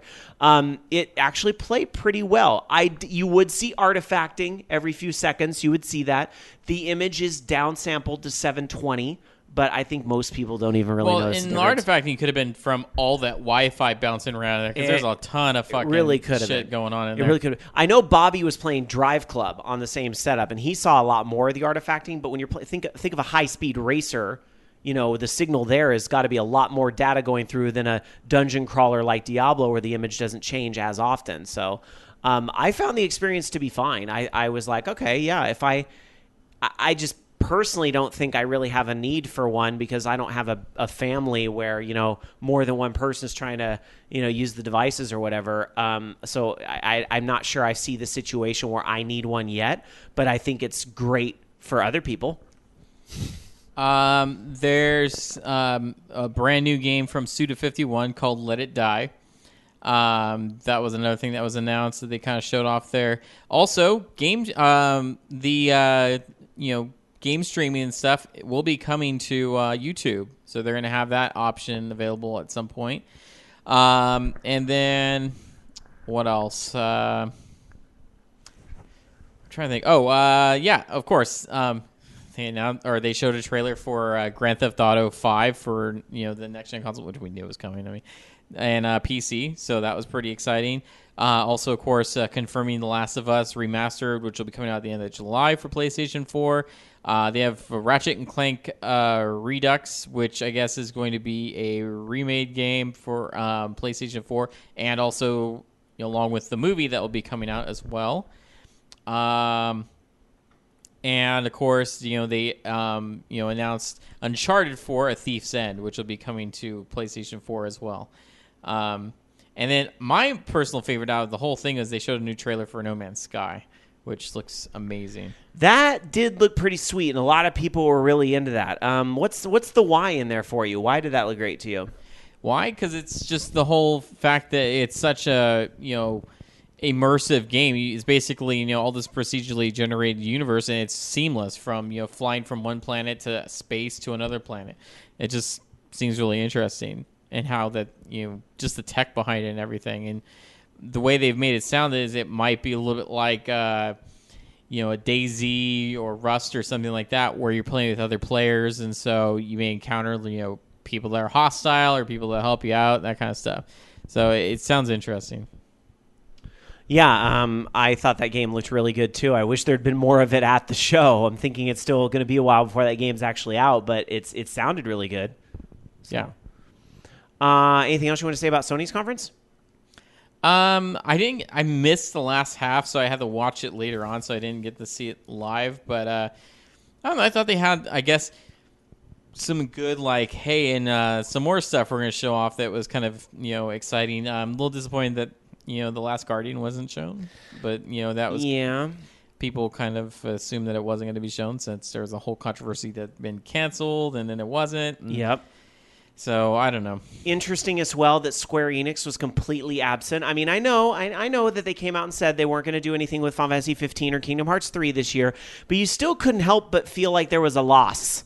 Like, you just sort of expect that Square Enix is going to pop up at Sony's conference and show something. I expect to see some more of that stuff probably for Tokyo Game Show. Yeah. It is disappointing that we didn't see any more Final Fantasy 15 gameplay. I would have liked to have seen that, but whatever. Yeah, I agree with you on that. That was too bad, but yeah, it's kind of one of those. Right. It's also disappointing too that it's not announced it's coming out later this year or something like that. Because I was kind of hoping that either one of those would come out, but I guess not. Especially Kingdom Hearts, you kind of figured it would, since 2.5 Redux isn't coming out until the December, so you're kind of like, it's probably not coming out this year.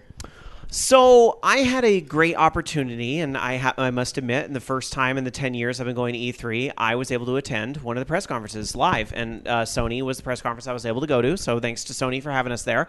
It was pretty cool. Myself and Bobby and some of the other indie podcasters like Ninja Sister from Electric Sisterhood and some of the people she travels with, we all kind of went in there, and we went right into the place, and we just kept walking and walking because they weren't, like, there was no roped off areas or whatever, so we walked all the way down onto the floor, and I was like in the 13th row. So it was really cool to like kind of just be there and see it all kind of in person and, you know, just kind of experience all that. I still walked out of there though, certainly with pros and cons. The pros that I have is that I really think there was a great variety of games. I thought there was a lot of stuff being shown that's like, yes, I want that. Yes, I want that. I loved that they brought up Vib Ribbon. But they showed, but this was so irritating. They showed Vib Ribbon, right, when they were introducing that one guy who's like, you know, and then they went nowhere with it. I was like, they were hyping up how great Vib Ribbon was, and remember this classic game, and then I was expecting them to say. It didn't come out over here, really. Exactly, right. And I was expecting them to say, and you should check this out on PlayStation Store today. It didn't happen. So it's like, don't tease me like that. I was mean. I was very mean to Vib Ribbon fans everywhere, Jamie. I had a sad for everybody with that. One of my favorite moments of the entire press conference was the game Entwined, which I think was the third game that they showed. This game is out right now on the Sony store. What I loved about it, they were all students, fresh out of college. You know, they gave that whole like background about how they were all just fresh out of their master's program, and they basically started this new studio that's under Sony's wings. Half of the individuals on the stage were women, which was very refreshing to see, that were playing the game. It was a good mix of everybody. It had a great story. Indie, out today, surprise.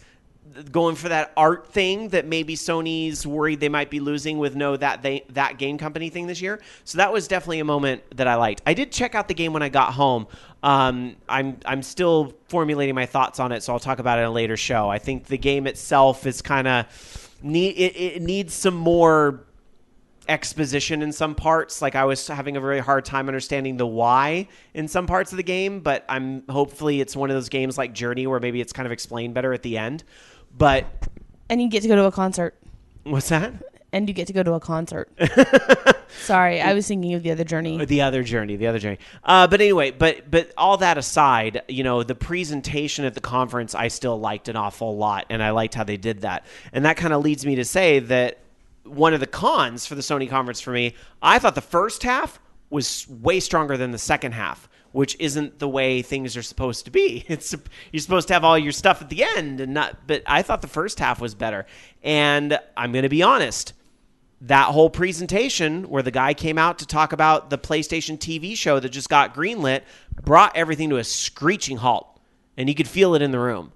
And you could feel like all the people around me were kind of like, okay, I mean, it's like one of those like, hey, we like this guy, we respect this guy, this is cool sounding, but everybody's just like, get on with it.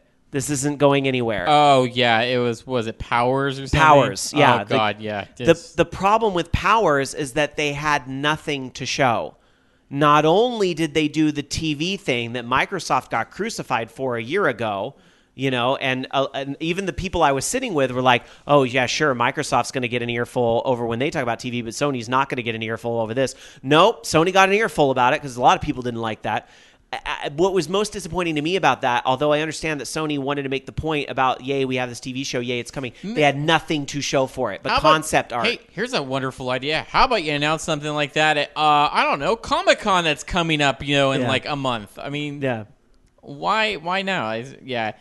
So and he talked way too long about it. Black Wolf is correcting me in chat saying it's not indie, it's a Sony-owned studio. So I apologize, I misspoke because I thought I did say it was a Sony-owned studio, that it was Sony kind of backing it. So it isn't indie in that regard, but it still had that kind of indie cred feel to it is what I meant. Because it was all these students that they were really taking right under the wing and bringing into this. And again, a very diverse group that was on the stage. That was great to see. Wait, that was Bendis on stage, was it? During the Powers thing, yes. Yeah, he's awesome. Yes, but unfortunately, in this context, he brought everything to a screeching halt. See, that's something that I would have done as a separate announcement. Yeah, or just tighten it up a little. Yeah. Tighten it up a little. It went on too long. So that was a little bit of a minus for me. But otherwise, there was a lot of stuff I kind of walked out being really jazzed about.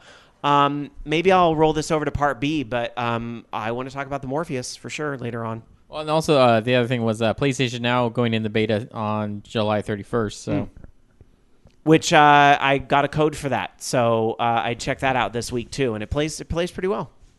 There's not a lot of the games on there right now. Is not a lot of stuff I think you'd be like, yay, I really want to play this game, but it's enough on there to test the service and see how it responds. So it works pretty well, I gotta say. Anything else on Sony's conference? nope, that's it. Loki, I'm going to ask you the same question I asked you before. DarkSakura, if you want to jump in too, did it sell you on a PlayStation 4? I already have one, so I can't answer this question. I already wanted a PlayStation 4, and see, that's the thing is, like, I'd want a PlayStation 4 for games that are maybe on both systems, but there wasn't anything that they showed at that conference that was exclusively PlayStation 4 that I must have, That was the thing. So, no, not really. They didn't really sell me on anything with what they had.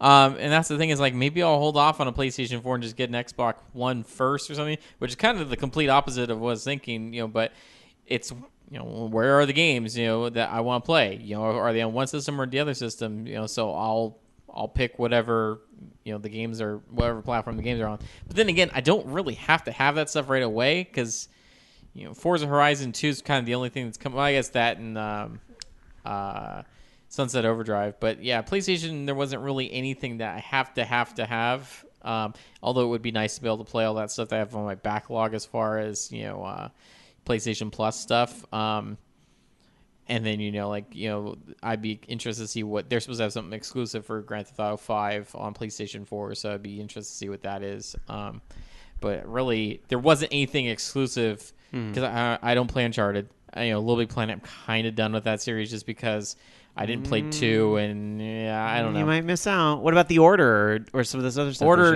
I don't give a shit about. I don't know. It's just there wasn't really anything that was must-have, I think, for me. Jamie, quick thoughts? I'm really still unimpressed. I mean, actually, I am really interested in Powers because all right. Bendis wrote one of my favorite comic series ever, which was Alias. Has nothing to do with the TV show. Alias and The Pulse, which I will to this day rant about. So I really enjoy his writing, and I'd like to see more from him. Okay. Other than that, I kind of don't care. For me, I'm going to wait till the games are out and maybe play them and then decide if that's worth spending the money on. But I've already decided what it is I want to get out of the season, so. Okay. I will say this to Sony's credit. I want to also mention at their booth, they also had a large chunk of indie games, actual indie games. They had a big chunk of them there, and I was very impressed. One of the games I got my hands on, because I saw this at the booth, and Xtifer always, my buddy over at Horde House, he always talks about this game on Twitter and how much he loves Assault Android Cactus. Well, it's coming to PlayStation 4. It's like it's a Smash TV-esque kind of game, but it has, different elements. It's, it's very polygon in space. And you have these things where you can switch weapons, and you do a jump dodge when you switch weapons that helps you get out of things. You have flamethrowers and stuff. So fun little game. I liked it. I enjoyed it, and I was very impressed that the guy was asking me, "Oh, what do you think? What do you think of the game and so forth?" And I noticed he had an Australian accent, and he mentioned, "Oh yeah, this game was developed in Australia. I'm one of the guys who worked on it." So I thought that was really cool that Sony not only had the indie games on display in their booth, they had some of the guys who made them there to be the ones demoing them. And if you listen to what I said earlier, that's what I loved most out of E3 this year, is when the people that made the games were actually there kind of demoing them and showing that passion they have for the games. So I was very excited about that. So, and hopefully getting them on a future edition of the show when the game gets a little closer to launch on PlayStation 4, because it was a lot of fun. And it's something that is on Steam right now, but I think obviously PlayStation 4 will open it up to a different audience. So, but yeah, very impressed with the number of indies in Sony's booth as well. That's it for Sony. All right. Should we jump ahead to Nintendo then? Yeah, sure. Why not? Nintendo, they of course have a press conference, but they have like their live video direct thing, which started off really strange. I mean, as you would not typical for Nintendo. Like they started off with animations by Robot Chicken, which I thought was very unique. And they had also this thing where, there was a fight between, Reggie and Iwata. And I thought that was pretty cool. I mean, it was just, they were having fun with it. And that's what was kind of, that's kind of the vibe. Are you saying you kind of enjoyed Nintendo's presentation? Yeah, I enjoyed it. But, they had, some of the stuff I still don't get. Like, okay, they showed off their miniature figures. And seriously, what the fuck is up with Nintendo and naming shit? Like, Amiibo is the dumbest fucking name for... it's different, but yeah, it's just... What? But anyway, so they have these figures now. I thought it was supposed to be a play on the word amigo, like, the Spanish word for friend. I thought that's what it was. But I don't. Maybe it was just me. I don't know. I thought that's what I got out of it. Was it, and certainly me being in the title was important too. Yes. So they have these figures now that are going to tie in with Smash Brothers. They're called Amiibo, and what they basically are is you use them with your tablet, and it creates this computer controlled character that you can fight with, fight against, fight for you. And you train it like I guess you would Pokemon or something. It levels up, and you can use it in other games, I guess. And one of the games that's going to be patched into later on is Mario Kart 8. They're supposed to have support for that there. I don't really know how that's going to work, but okay. Of course, they showed a little bit about Smash Brothers. The 3DS version they announced the date for, so October 3rd for that, which is not really in the window that they originally had, which was summer, but okay, whatever. They showed off Yoshi's Woolly World, which is the kind of Yarn Yoshi game that's going to be for Wii U, and that's not coming out until next year. Captain Toad Treasure Tracker, which is coming out for the Wii U this holiday. They showed off Hyrule Warriors, which is going to be September. A little trailer for Pokemon Alpha Sapphire and Omega Ruby, which I guess was in November. Bayonetta 2 for Wii U. They confirmed that it will be out this year in October. And not only that, but it will be coming with the original Bayonetta game as well. So that's pretty exciting. That was a good wow moment because there was, kind of how I was supposed to get into Bayonetta 2 if I've never played 1, So that's great that they did that. Kirby's Rainbow Curse. They announced that that's kind of a claymation-looking game coming to, I think, the Wii U. That's 2015 as well. A brand new franchise, or I guess IP they announced, which is Splatoon, which is kind of interesting. It was Miyamoto's game, and it's a 4-on-4 like third-person shooter game, but it has these schoolgirl-looking things that are actually like squids. And so they transform into this like kind of little girl, and they're running around shooting ink. And when you're in your own ink, you move faster, and you can kind of transform into a squid and go move faster in there. And the whole object of the game is who can cover more of the map with your own color. And so it's a shooter in that sense. And it was pretty interesting. I watched a lot of that during their live coverage, and it looks like an interesting game. And it's multiplayer only, which is definitely knowing Nintendo's track record different. Because wouldn't that be something if that is the whole online shebang and everything too, which I believe, because I think they talked about voice chat. It's supposed to be, right? So that's yeah. I know that's a title that Nintendo fans are getting really excited about because it's a shooter game that's not all the stuff that comes with a shooter game. It's Nintendo's very definite spin on that idea, which is pretty cool. Yeah. They confirmed Mario Maker, which is for the Wii U, and you'll be able to make your own Super Mario Brothers levels, both original and new Super Mario Brothers U style. ActDeft is jumping in our chat room over at live.vognetwork.com saying Splatoon isn't made by Miyamoto. It's actually made by the Animal Crossing guy, if I recall correctly. It's under his supervision. Yeah, Miyamoto also, they're stretching him really thin, it sounds like right now. Just some other quick comments about Nintendo, because I want to make sure we're getting our chatters to listen here. Tiger Claw says, the Captain Toad game is really interesting. Nintendo literally took one of the highlights of Super Mario 3D World and turned it into a full game. You have to kind of wonder if that was the plan the whole time. It was a backdoor pilot, as they call it in television. I don't know, it's very interesting. Dark Tetsuya saying, I'm curious about the integration to Mario Kart 8 with those figures. So, some of the comments there. Well, I'm sure it's just going to be AI racers is what it's going to be. I personally, it's not to backtrack, but I wasn't completely convinced what those figures are really supposed to do. That's exactly my thing. It's like, I don't know why. They would have been better off having a Wii U Pokemon game that had Pokemon amiibos or whatever, and then that would have been like, oh, sweet, I could trade my Pokemon, you know? But there's still that part of me that's like, sweet, official Nintendo figures that I can have up on the shelf. Near Not only that, I'm kind of excited about that. I think that they're supposed to work with Swap Force, or somehow it's got some compatibility with Swap Force in there as well. So I don't know if you're going to be able to play as Mario in Swap Force or something like that on the Wii U. I don't know if that might be a stretch, but we'll see. We'll see. Anyways. They showed off Xenoblade Chronicles X, or Cross, or whatever you're going to call it, and that's coming out in 2015. And then, of course, they announced Paulatina from Kid Icarus is going to be a playable character as well.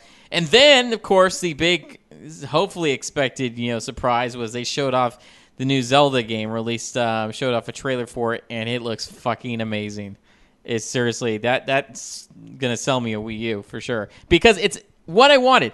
It's a cel-shaded Wind Waker-like game that's in the fucking, looks like the fucking universe from Link to the Past. That's what I wanted. That was my Zelda game right there. There you go. There it was. So when that comes out, I'll have to get a Wii U. But until then, yeah, maybe not. But still, to hear you come on this show, I think a lot of people were waiting for you to get all revved up and go off on Nintendo tonight as you have some years past.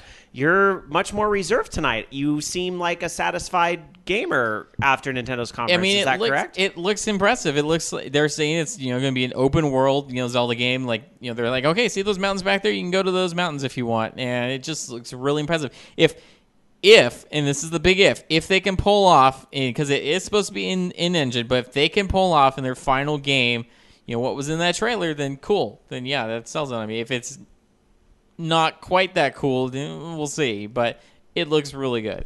Act F wants me to correct you. It's Palutena, not whatever. I don't Pauletta. give a shit.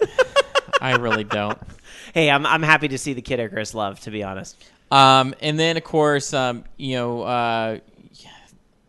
that was only what was in the Direct. They had a ton of shit that didn't even make it in the Direct. Yeah, like hardly any 3DS stuff in the Direct, and then they were kind of spilling that out, like the Advanced Wars-esque game. Yeah, Project Steam. Yeah. They had Professor Layton, versus Phoenix Wright was going to be coming out.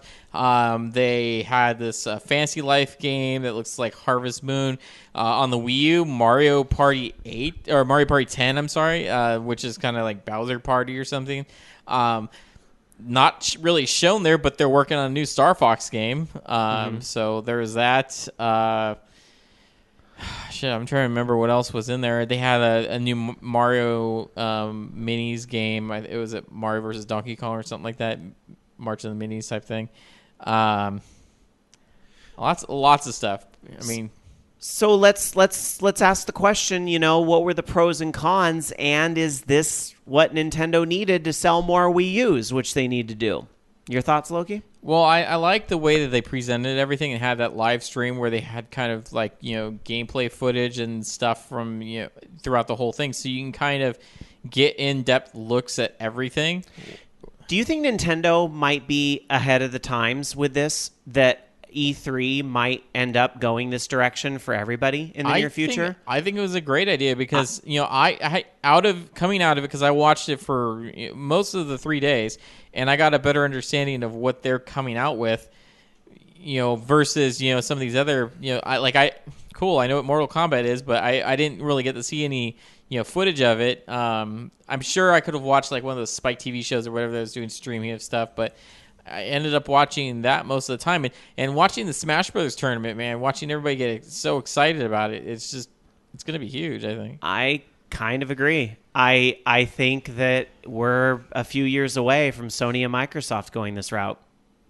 And I think it's going to some people may not agree with me, and that's fine, But I think this is really turning into something that's really working well for Nintendo. And I think if Sony and Microsoft can look at it and go, wow, we could really save a shit ton of money by going this route and still, keep our fans happy and engaged, I kind of think they're going to go that way. And this could be very interesting for E3 as a show. Here's the problem, though, with Sony and Microsoft doing something like that is right now, they've made a point with all these Nintendo Directs to make, their president and stuff very much a face and just kind of a spokesperson of their products and everything, like Reggie and Miyamoto and all that stuff. You kind of expect them to come out and talk about all this stuff, whereas Microsoft, I don't really expect the head of Microsoft to come out and start talking about Xbox games. It just doesn't seem. Well, I think Phil Spencer's he's okay. He's getting into that role. He'll be good.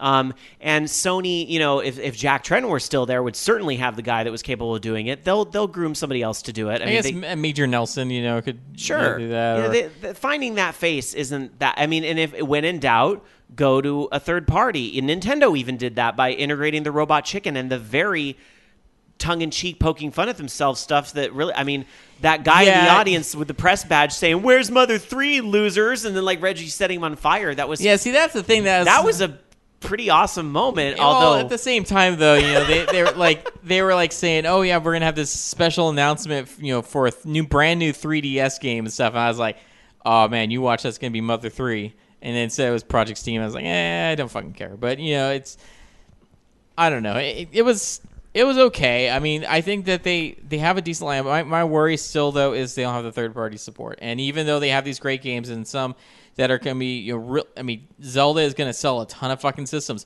but it's not until 2015 and most likely holiday 2015. Yeah. That's a lot of time for them to lose market share. I painfully agree. There's a lot that I really love about what Nintendo's doing, and I think a lot of these games sound great, but it's when you spread these games out between now and holiday 2015, which is the reality of the library we're seeing, only the Wii U stuff. 3DS is this whole nother thing. Yeah, 3DS is fine. Whole nother game. It's fine. But when you look at the Wii U specifically, I have that same reservation. Last week I talked on the show about what's the Hail Mary play going to be, and for better or worse, Nintendo didn't make one.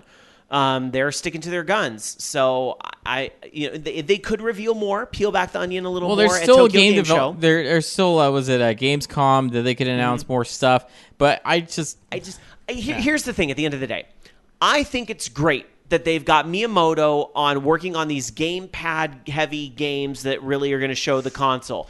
It would have, and I love Miyamoto, guys, don't get me wrong, but it would have had 5 times more the impact if it had been, here is Ubisoft showing us how they are going to use the gamepads on their games. Insert whatever third party you want there in that example I just gave.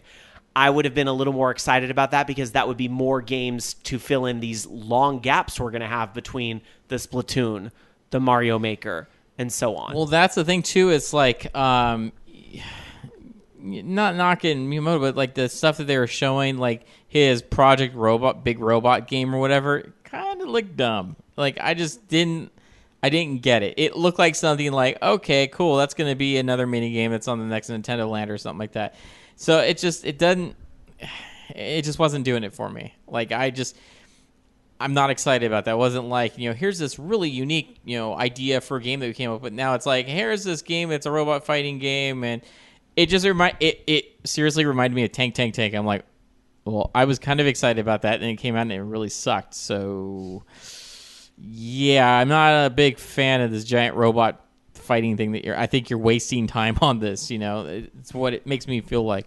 There is a lot to get excited about with Nintendo, don't get me wrong. And I have to admit, I kind of walked out of it going, they make a great argument for being the second console in your house. Yes, exactly. They make an amazing argument for being the second console in your house. But that's not necessarily a bad thing. I think Nintendo would be in a great position if every household had a PlayStation 4 or an Xbox One and a Wii U, right? That would be a great. That's kind of what the Wii was for a lot of people, was a lot of the gamers' second console. But it's just really about kind of convincing that, people need to get one already. So some of their, I've got to knock Reggie a little bit for some of his comments he made regarding questions, hey, are you guys going to, start supporting, Twitch streaming or something like that on your console? And instead of maybe, I guess it would be wrong for him to say that the hardware is not powerful enough to support Twitch streaming, because that's probably the situation. But, he's like, well, it's just not fun. Twitch streaming is just not fun, so that's why we don't have it included in the console. And the same thing with VR. He's like, well, VR is just not ready yet, so when it is, Nintendo will be there. But I think, but you'll be there late. Yes, with exactly. That attitude. That's the problem. It's like, yeah, you're finally getting online now, but how many years late are you? By the time you get there, it's just going to be too late. The Twitch TV thing reeked of an excuse to me, because he says that, yet they did all that streaming through Twitch for all 3 days. I get that there's a difference between a packaged Nintendo presentation that runs a little more like a TV show versus Joe Schmo in his apartment streaming games. But that, I don't know. It's don't bite the hand that feeds you is kind of what I'm saying with that. I sort of felt that comment did feel really out of touch. And to if me. they didn't think that kind of streaming was fun, then why include some sort of option in Mario Kart 8 to export your race highlights if they didn't think that was fun? He had an answer for that. And that's where he invoked Angry Luigi and all that, and he had an answer for it, but it did feel a little bit more like an excuse. Let's be real, guys. The Wii U isn't technologically capable of doing the Twitch streaming. That's what it really boils down to. So we have to say, oh, well, gamers don't really want that. That's a little bit of smoke and mirrors in my opinion. Good thing you don't need them to integrate it on the console to actually be able to do it, right? You can get a capture card and do it that way. Yeah. You don't necessarily need them to do that. Some comments on the third-party thing. Act Deft in our chat room at live.vognetwork.com. Sky, the thing is that third parties aren't going to save the console, and Nintendo has realized this. What Up G says, people mainly get a Nintendo console for Nintendo. The days of the Nintendo / Super Nintendo are long gone. Akuma JP says, my absolutely honest opinion, Miyamoto is out of touch. They need to get a new leader. That's a very strong comment. I don't know if I would necessarily 100% agree in that, but I do see some of my own feeling in what he's saying. Maybe it's not that I certainly respect Miyamoto. He's done amazing things for gaming. Maybe my concern is I'm getting a little burned out on him. Does that make sense? Because it's always the same faces at Nintendo. It's always the same people rolling out the games. And don't get me wrong, they make great games. But I want to see what other people do too. Maybe, like, to use the analogy of Dance Dance Revolution, maybe it's like he's like Naoki. Naoki, his songs were pretty awesome at first. And then you hear like the fifth iteration of Brilliant to You in another game, and you're just like, you know what? The sound's about the same. I'm kind of getting a little tired of it. It's like, it's not really that unique anymore. Right. So that's what for me. It's just, I don't know. It's like the stuff that he's doing doesn't seem as innovative as it used to be. Like, well, I see again. I don't know. I go that far, but I would. It's not necessarily everything he touches is gold. He is not, the gaming prophet. Because what is what's the sub game that went free to play on 3DS? That was all him. Steel wasn't Diver. It? It's not that good. Sorry to say. So, but again, don't get me wrong, we have so much to owe to him and so forth. And, there's I'm sure a lot of great things still to come from him, but there's a lot of other great innovators out there too. And it really sucks Nintendo can't convince them to make a game for their console still. That's my concern. I think at this point what Nintendo needs to do is really get on board with getting those indies on there, because that's really what's going to come down to. I think, it's so EA and Ubisoft. Ubisoft has been pretty good still supporting them, even though their games have been selling that well, although they are holding back some titles because, it's not a lot of consoles out there. But at least they still have the support, for the Wii U. EA, of course, not supporting them at all. But I think if they got a lot more exclusive indie titles and stuff, that might help, because at least that way, right now I know there's a pretty decent barrier to entry for, indies to get on the console, and Nintendo could really streamline that and make it a lot more easier, like, Sony seems to be doing. I think that would be, beneficial for them. All right. So, any other final thoughts on Nintendo? DarkSakura, you've been quiet, but I know you had some thoughts on Nintendo. Want? So whereas the other two were like, you were a fan of what you saw with Nintendo. Yeah. Dan and I actually legitimately talked about getting a Wii U, talking about which one we're going to get. Probably one that comes with Mario Kart and the extra stuff. If it's still available. Yeah. I don't know if it is anymore. We have ways. Well, let me ask you this, though. You know, I'm going to ask this. Why? Why were you sold on Nintendo where you weren't with Stuff the others? that actually looks fucking fun. I mean, seriously, it has stuff that looks fun. It has stuff I care about. That's why I want it. The other stuff didn't look very fun to me, so I didn't care. What? I mean, just... I want Hyrule Warriors, by the way. So those are the types of games that look fun. Yeah, I want that. I want Smash Brothers. I want, I want Hyrule Warriors and Smash Brothers. Oh, that's right. That was the other announcement. Is your Mii can now be in Smash Brothers, which I thought was interesting. I like their little splash, like iced tea, pours on the heat or something like that. It was funny. And Tiger Claw about the Mass Effect mentioned during EA. We'll get there. I'm just saying, no. We'll get there. All right. So a want from DarkSakura. It seems like it does seem like these ever since Mario Kart 8 came out and leading into E3, like this is it is kind of like you see them accelerating to make a little pun on the kart game. They're definitely getting into accelerating mode right now. Maybe they stalled out for a little while, but you definitely see that acceleration coming. We'll just have to see if they it keeps them sailing through the holidays, because that would be the important stuff. So. Yeah. All right. That is it for Nintendo. I think at this point, since we're about an hour and a half into the show, let me roll over the other two into part B to kind of start to cover some of our news there, because I want to make sure we cut on some of our other segments as well here, including release dates. We need to travel around the world and check out what games are coming out to a store near you next week. If anything, I'm not sure there's an awful lot, but we'll check in anyway. No, next week is pretty much EA Sports UFC, so you can play Bruce Lee there. PlayStation 4 and Xbox One, and then on PC, Tropico 5. That is it. All right, well, heading over to Japan and checking out the releases over there, it is a little different because, their games are on a different type of release schedule. Trying to bring up those dates right now. Looking at the PlayStation 4 this week, there's nothing until the 26th. On the 26th, they get Watch Dogs, but that's not now. On the PlayStation 3, there's CV Casting Voice. No idea what that is, but that's from Bandai Namco. It's coming out. Nothing on the 360 either in Japan. Going to the Vita, there's a couple things. There's Sengoku Hime 4, which is coming out. There's also Hotaru no Nikki. It's coming out from Nipponichi. That is all on the Vita this week. And the Wii U does not have anything this week either. So it's also a slow week over in Japan. 3DS, Pack World, Pokemon Art Academy is probably the big release this week. Konchu Monster Super Battle. So 3DS seems to be having the biggest week in Japan. DarkSakura, how about the UK? There's some stuff. What's coming out is on... Great, and it reloads. On... Let's see, the 17th, we have EA Sports UFC. On the 18th, the Walking Dead Game of the Year edition. And what's the end of the week? Oh, yes, the 21st, sorry. On the 19th, we have Godfire Rise of Prometheus, Pullbox World. And on the 20th, Atelier Rosa Plus. And what are you doing? And a few other things. Sorry, my... iPad has decided to go crazy on me. And Divinity Original Sin. There you go. All right. I want to touch on one other thing here before we get to the classic game of the week. And, this is a controversy that came out of E3. And I did want to touch on this. We've referenced this a little bit earlier in the show, but I think it is important to bring this up.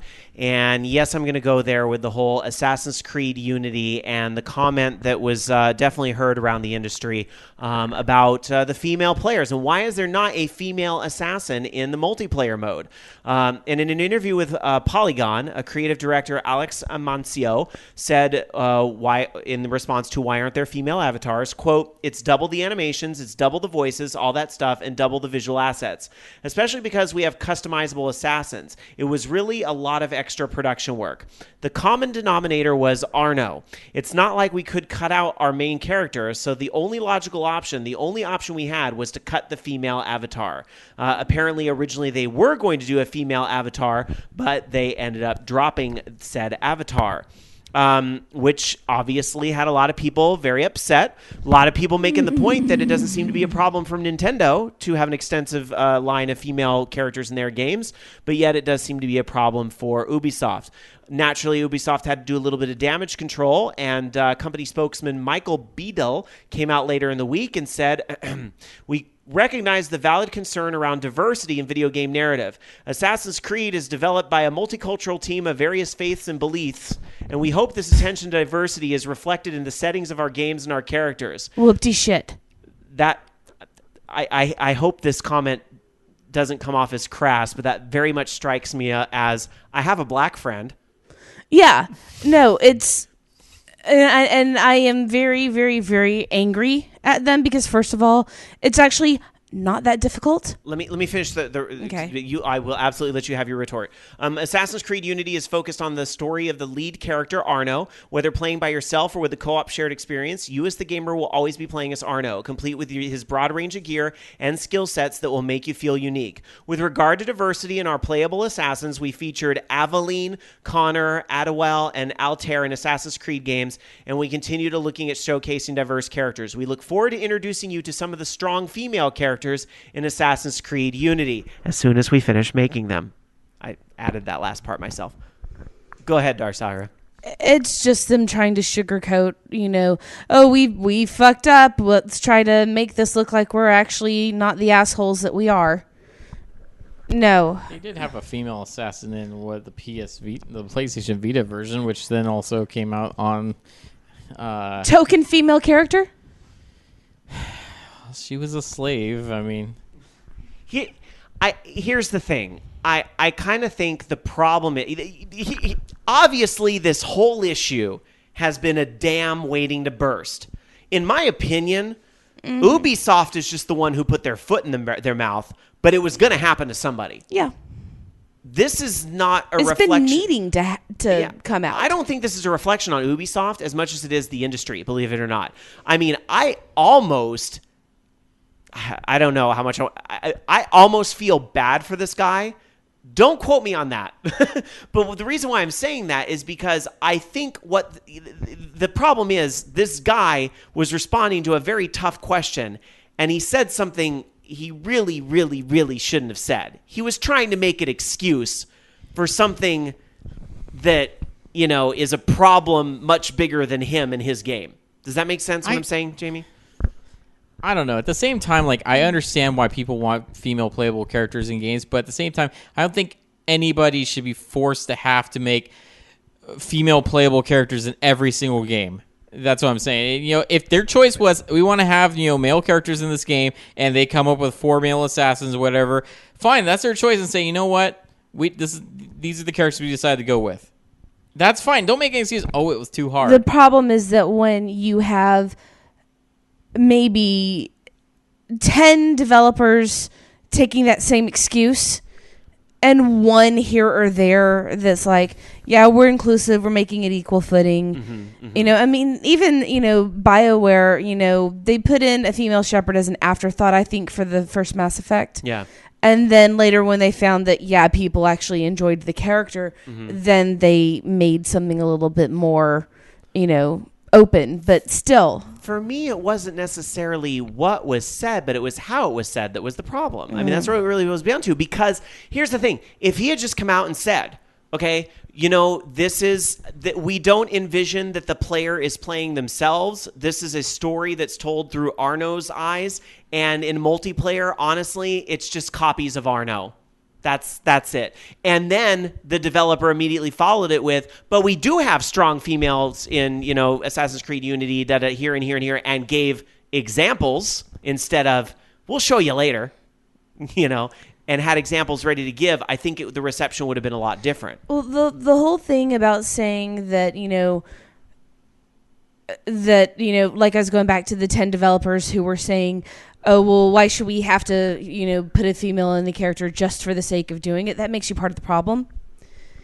It's because you were saying it's for the sake of doing it instead of, you know what? It's a good idea to have a female character because it shouldn't matter gender. Right. Instead of, we're throwing a bone to, oh, here, just put a female character in it because we have to. No, that's not how it is at all. We need to see more strong, independent female characters that are created for their own purpose and not just because they're female. They just happen to be female. Mm-hmm. I don't know if that makes sense, but imagine, and I'm trying to think of something, if you have a character that's put in just because they're gay. Oh, we need to have a gay character in every game.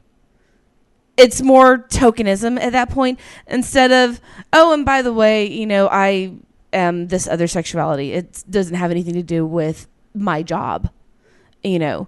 I think that if you're going to have a female Last of Us was a great example of that done right. Yeah. The character wasn't like token. It was just like, oh, he just this is part of the story, part of the narrative. Or like in Tomb Raider's one that did it right. I mean, the last Tomb Raider that came out, I'm saying, instead of, massive Rack Lara.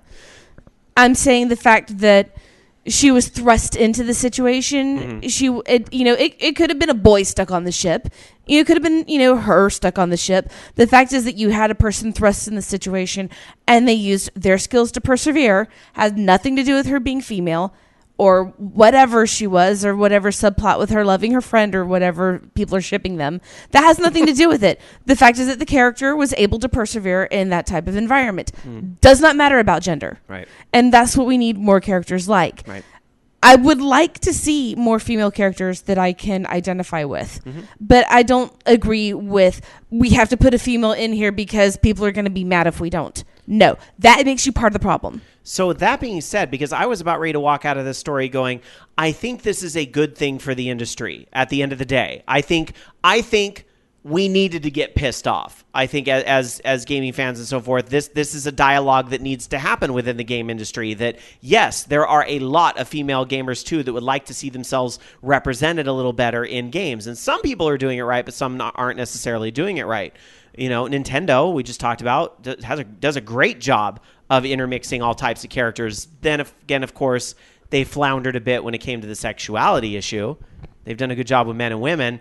Don't have the greatest track record when it comes to, the sexuality spectrum. But, as far as this issue goes, they're doing well so far and making progress on the other things, too. Well, and also, I understand it's probably more teasing. Ikuma JP asks, what's wrong with the big rack?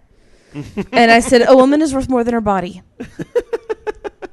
But boobs are nice, but they don't have to be. But I think it's important to know women come in all shapes and sizes. But imagine having this lump of fat and glands on your chest and trying to run in a t-shirt and bra. That's not very. This is the same reason I disagree with the boob cup armor. You know what I mean, Rob? Like the bull bras. Yeah. Because you actually need to strap the girls down to be effective in battle rather than having them, move painfully or being stabbed through them maybe or falling the wrong way and having that cup go into your sternum, for example.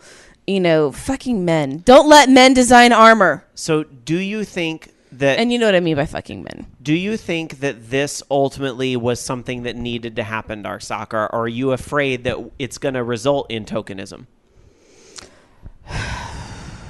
I think it's going to have to be approached very carefully. And the whole problem is that if it hadn't been all this patriarchal bullshit in the first place, we wouldn't have to have this discussion. So really, I blame a few thousand years worth of male-dominated history for this. But we can't change the past. We can only change the future. Exactly. And that means learning from it. Learning what happens when you deal with degrading somebody into a token place, making them there out of pity rather than giving them a true and honest place within that framework. And so that's going to have to be the approach to be taken. How can we do this respectfully instead of just throwing a bone? All right. I'm sure this discussion could take up a whole 3 hours on its own, but we have a busy show tonight, so I invite your feedback. Participate at orangeloungeradio.com, or we'll be taking some calls a little later in the show. One thing. There was a question asked about man boobs. I've never seen them make boob cups on male armor unless it's Batman. So not an issue. Strap it down. If you want to see a great job of armor that objectifies men, go play Final Fantasy 14. Amen. Or actually, I was watching. Because I don't watch Once Upon a Time, but I've been trying to get into it. Mm-hmm. You want to see an example of female armor done right? Look at Mulan. Just saying. All right. Let's take a trip down memory lane to a time when it was a strong. We took off our armor and ran around in bikinis. No. All right, we're going to take a time to when things were a little simpler and maybe a little more innocent in the gaming industry with a classic video game where DarkSakura is going to go into the gaming archives and find a game that she thinks, hey, you should be checking out this game this week. It's the classic game of the week. DarkSakura, what have you picked this week? Ninja Golf. Because Ninja Golf is fucking amazing. Ninja Golf is an Atari 7800 game. Ooh, sorry, that was loud. Sorry, guys. Good luck finding a 7800 that has a working power supply, because ours is dead. Anyway, it's a beat 'em up with golf.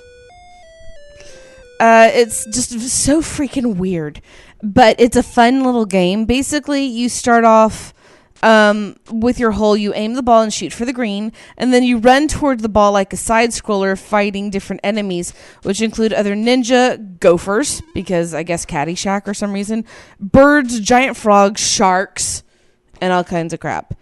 Which I think it's funny that when you get to a sand trap, it plays like an Arabian Nights theme. It's kind of funny. But the enemies depend on the environment that you're in. So like there's water hazards with snakes, and you get underwater fighting and all kinds of stuff. And then you have to fight a dragon before you get to each hole. It's just a fucking weird game. I don't really know what else to say about it, except that it's a fucking weird game. Have you ever played Ninja Golf? I had never heard of it until you picked it for tonight's classic game of the week. Loki? I thought I'd seen everything. No, I have never heard of it. It really is just crazy. I mean, there's really nothing else to say about it. I don't even know if it was that popular of a game, but it's just, I mean, it's like you have a health bar. How many golf games do you know have a health bar, by the way? Just saying. And did Kirby's Golf have a health bar? It might have. I don't know. But you can die on the field, or you have different music playing, and most of it's just sound effects. I just really can't say anything else about this game. It's weird. I don't think it's ever had any kind of re-release, although I think there was a nod made to it for Aqua Teen Hunger Force. So I don't know. What the shit is this game? Now he's like fighting a dragon. I told you fight a dragon when you get to the hole. This has nothing to do with golf. Exactly. It's just Are you sure? How much golf have you played? You know what? If this was... I'm missing something. If this is what was on TV, I'd watch it every day. If this was golf, I would fucking play it. I would be a caddy as long as I get lots of realistic armor. And according to our resident Kirby expert, Act Deft, Kirby's Dream Course did have a health bar. Ha! So we have Ninja Golf to thank for Kirby's Dream Course, clearly. Clearly. What the hell, DarkSakura? What the hell? There it is. Your classic game of the week, Ninja Golf on the Which Atari I 7800. played yesterday. Fucking weird. And the whole time you were like, what? I'm like, what am I playing? Oh my god, what am I playing? Is that a gopher? Did they get this from Caddyshack? Oh my god. That's pretty fantastic. Isn't that awesome? And I love how you can actually see the little green in the bottom corner. You can watch where you're going. Check out that multi-layer scrolling and going see on where in the your background. balls are. You can. Hey, stop objectifying men. I'm not objectifying men. I'm talking about golf balls. Oh, okay. Are you a ball washer, Rob? Have you ever worked as a second job as a ball washer? No comment. All right, there it is. Your classic game of the week, Ninja Golf on the Atari 7800. I like that. It was a good pick. All right, there it is. We're going to be back, though. We have plenty more show to come. We still have 2 press conferences we got to get. DarkSakura's got a few things to say about EA's press conference. Loki wants to talk about Ubisoft's press conference. We got a whole lot of rapid-fire news as well. And I still have to talk about Project Morpheus at some point and that whole thing. So we will try to make time for that, as well as your calls and plenty more when we come back with more of Orange Lounge Radio right after this.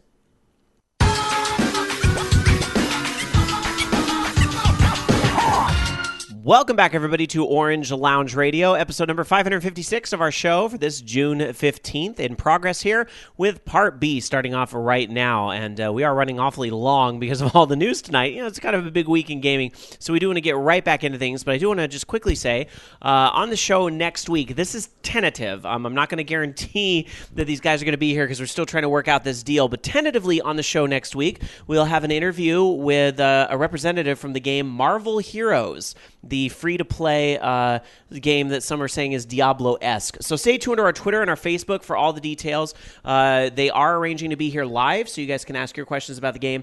Facebook.com/OrangeLoungeRadio or Twitter.com/OLR.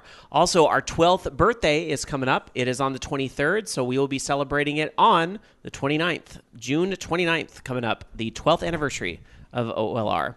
I thought it was 13. No, we started No. in... Oh, God, it is 13, isn't it? I forgot this show is so old, I forgot its age. I thought it was 12. I thought we started in 2002. No, we did. You're right. We started in 2002. I don't know. That's how you know you're old. When you Here's how I know that. And because I was talking to someone about that the other day, saying, "Oh yeah, I've been doing this for like 12 years." It was 2002. It was because I had the newspaper articles still on my desk, and so I'm like, it says we started in 2002. I remember in 2001, I was living somewhere very, very, very, very different from where I was in 2002. This show would not have happened with where I was living in 2001. So, yeah, it was definitely 2002. So it is our 12th birthday. But, yeah, that's how you know you're getting old. Wait, Shane? Shane's making a cameo on the show. Hi, Shane. How's it going? Fine. Yeah, that's right. What'd you say about the show? It's almost in high school. It is like junior high this year. Yeah, it's going to get beat up. Why? Why would you beat up our show? Because it's such a nerd. All right, wait, real quick, though. Now Shane, the nerd kids are cool, though.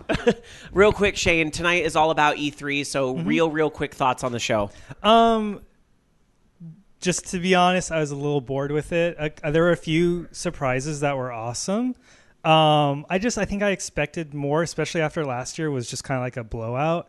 This year seemed really tame, and they just played it a little conservatively for my taste. And Konami having 2 games at their booth, that's just sad. I mean, my roots, they hurt right now. I know. All right. Anyhow, thanks for popping in there. We have so much more news to get to, so we need to get to it. Let's start off with some rapid-fire news. Loki. All right. So, starting things off, not only did they announce, Rise of the Tomb Raider, but they also had Lara Croft and the Temple of Osiris, which is a brand new adventure or game, kind of along the lines of The Guardian of Light. I don't know if it's an exact sequel to it. I guess it is a sequel. It's going to be available, I want to say, probably on the digital storefronts. And basically saying, hey, you know what? We got a lot of positive reception regarding Guardian of the Light, and we figured let's go ahead and create another one. And not really sure what they've changed it. I guess 4-player co-op now, so that's kind of cool because I think the first one was only 2, and no real time frame though on when it's expected out. Though I'm guessing since everything seems to have been 2015, that's probably going to be 2015 because right now they're saying the release date is coming soon. So That's a safe assumption then. Although to be fair, if it is going to be ready relatively soon, they could do it as part of like the Summer of Arcade that they do every year. So maybe if it's close to being done, it could be coming out in the early part of August. I don't know. I guess we'll have to wait and see then. Also, Alienware, they had a console that they were showing off. It's not necessarily a console, more it was originally going to be a Steam box, but then now that whole delay on the Steam controllers being available, they've kind of converted it into its own just kind of PC that hooks up next to your TV. It's going to cost $550.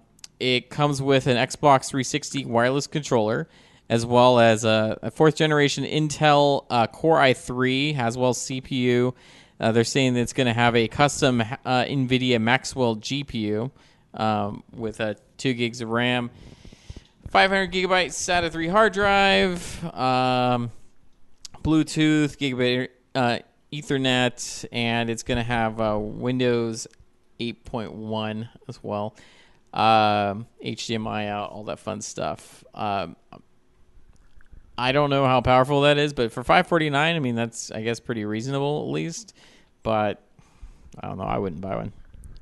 Just rather build my own. It'd probably be a lot cheaper anyways. All right.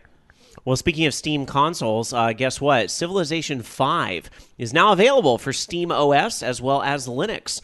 So I love me some Civ games, and Civilization 5 is now available on those platforms. It's also on sale, up to 75% off of some of the other bundles as well, even though those bundles don't necessarily I got work. that bundle. This was it the Humble Bundle that they had, the E3 ticket one. Yeah. It had a bunch of random shit in it. Yeah. But it has Civ 3 in there. Oh, so- does it? That's Yeah. pretty cool. Except Civ 3, in my opinion, is the weakest one out of the whole series. Yeah, That's the only whatever. downside. I only paid $1. I didn't want to get what was it? The Mortal Kombat arcade collection. Yeah.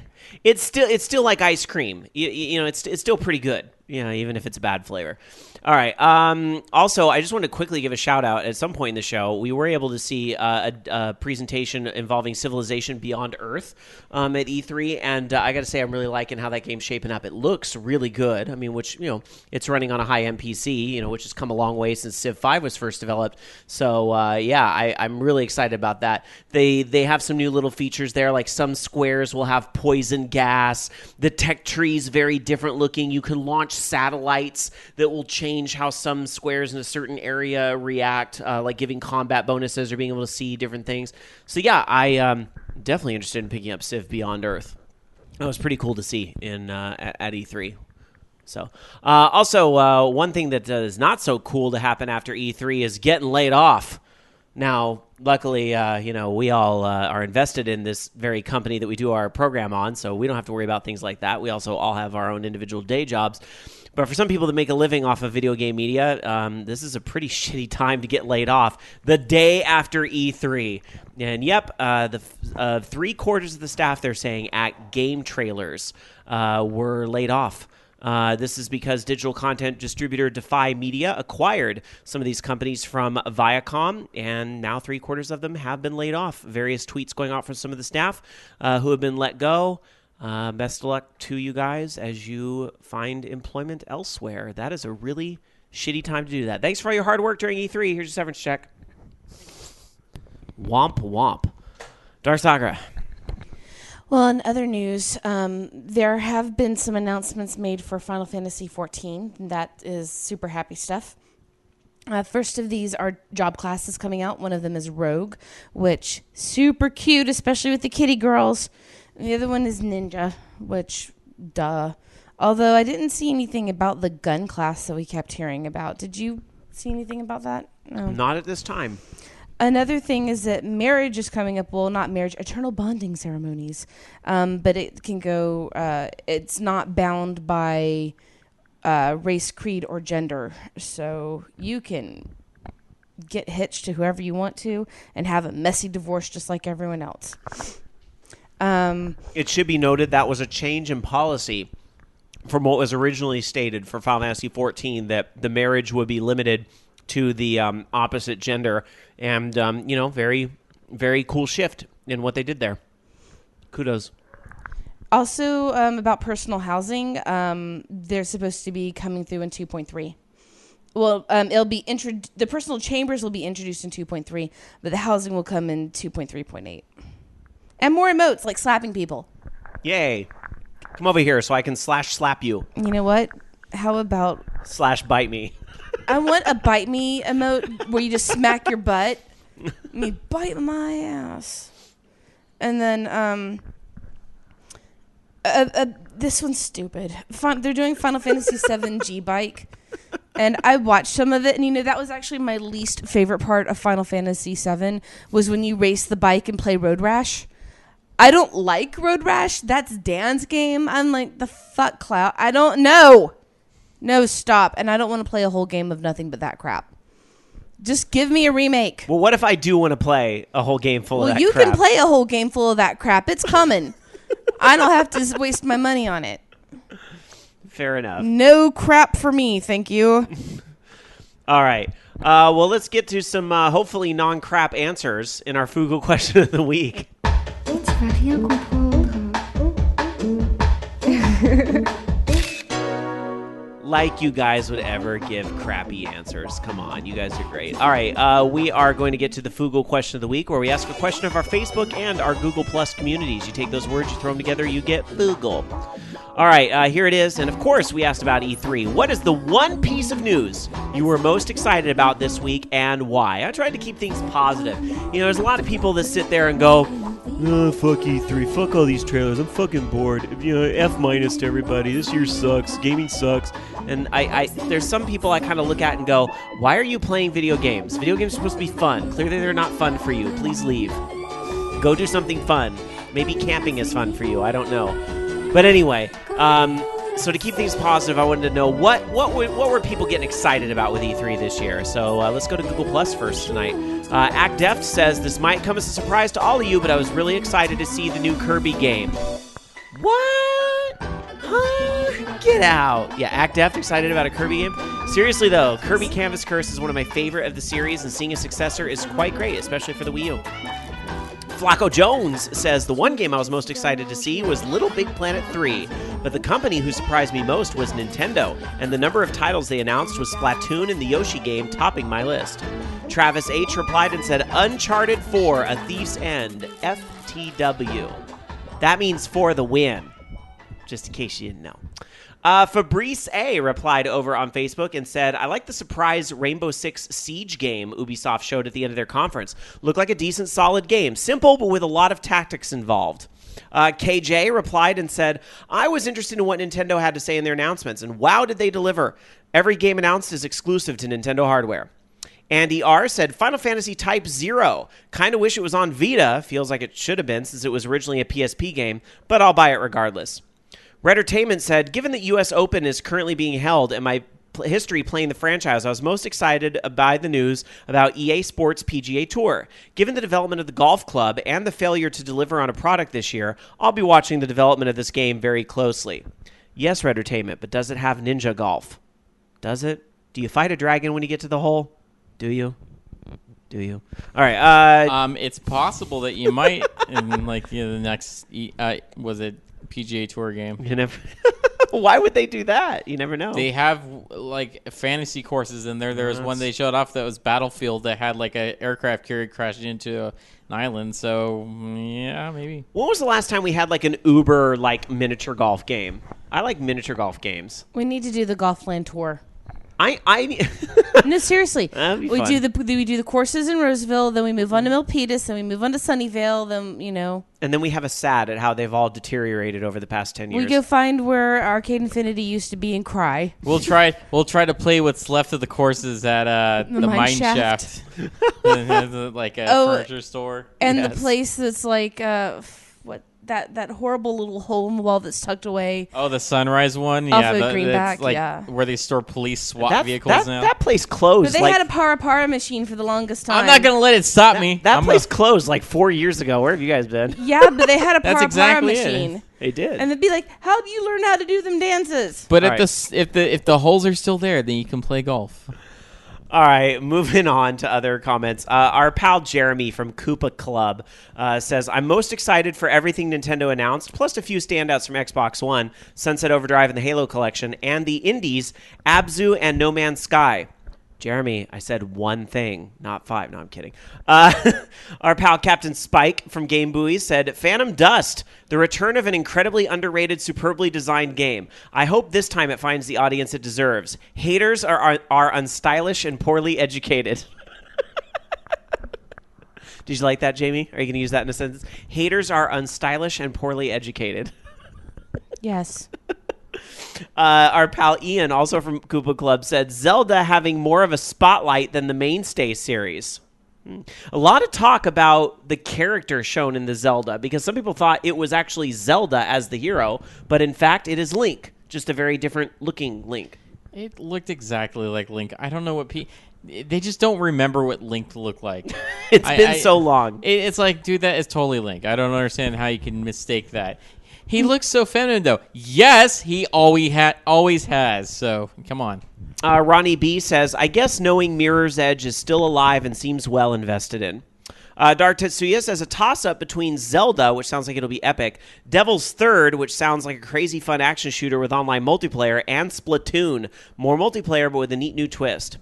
AZHP says, my favorite part of E3 was when Aisha Tyler took the stage in the first 5 minutes of the Ubisoft conference and said, it's 420 up in this bitch, and the whole audience cheered. Apparently, everyone in the games industry is super excited for weed. I don't know about everybody, but certainly there's some of the imagination in your games comes in cigarette form.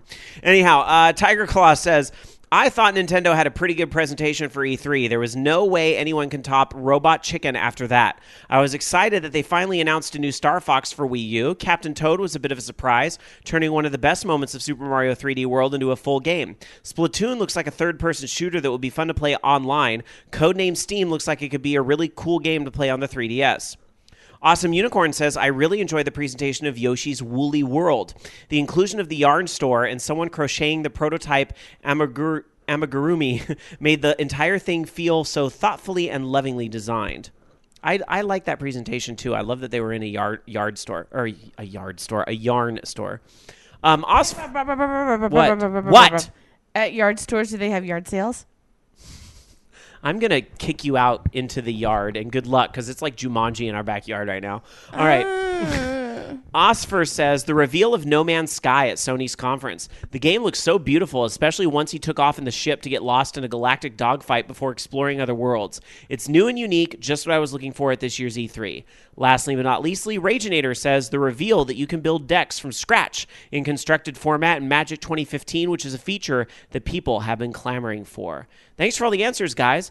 Very interesting to see. A lot. It does seem like across the board. Again, I don't like to pick winners and losers for E3, but considering the situation Nintendo's been in for the last few months sales-wise, you definitely are seeing a lot of love for Nintendo coming out of this E3. I mean, hell, even Loki was pretty positive about Nintendo coming out of the show this year. So, props to them on a good showing. But again, I don't think it was that anybody else was bad. I just think, everybody did everybody had room for improvement, but everybody did what they needed to do as well. So it was an exciting year to be a gamer, I think.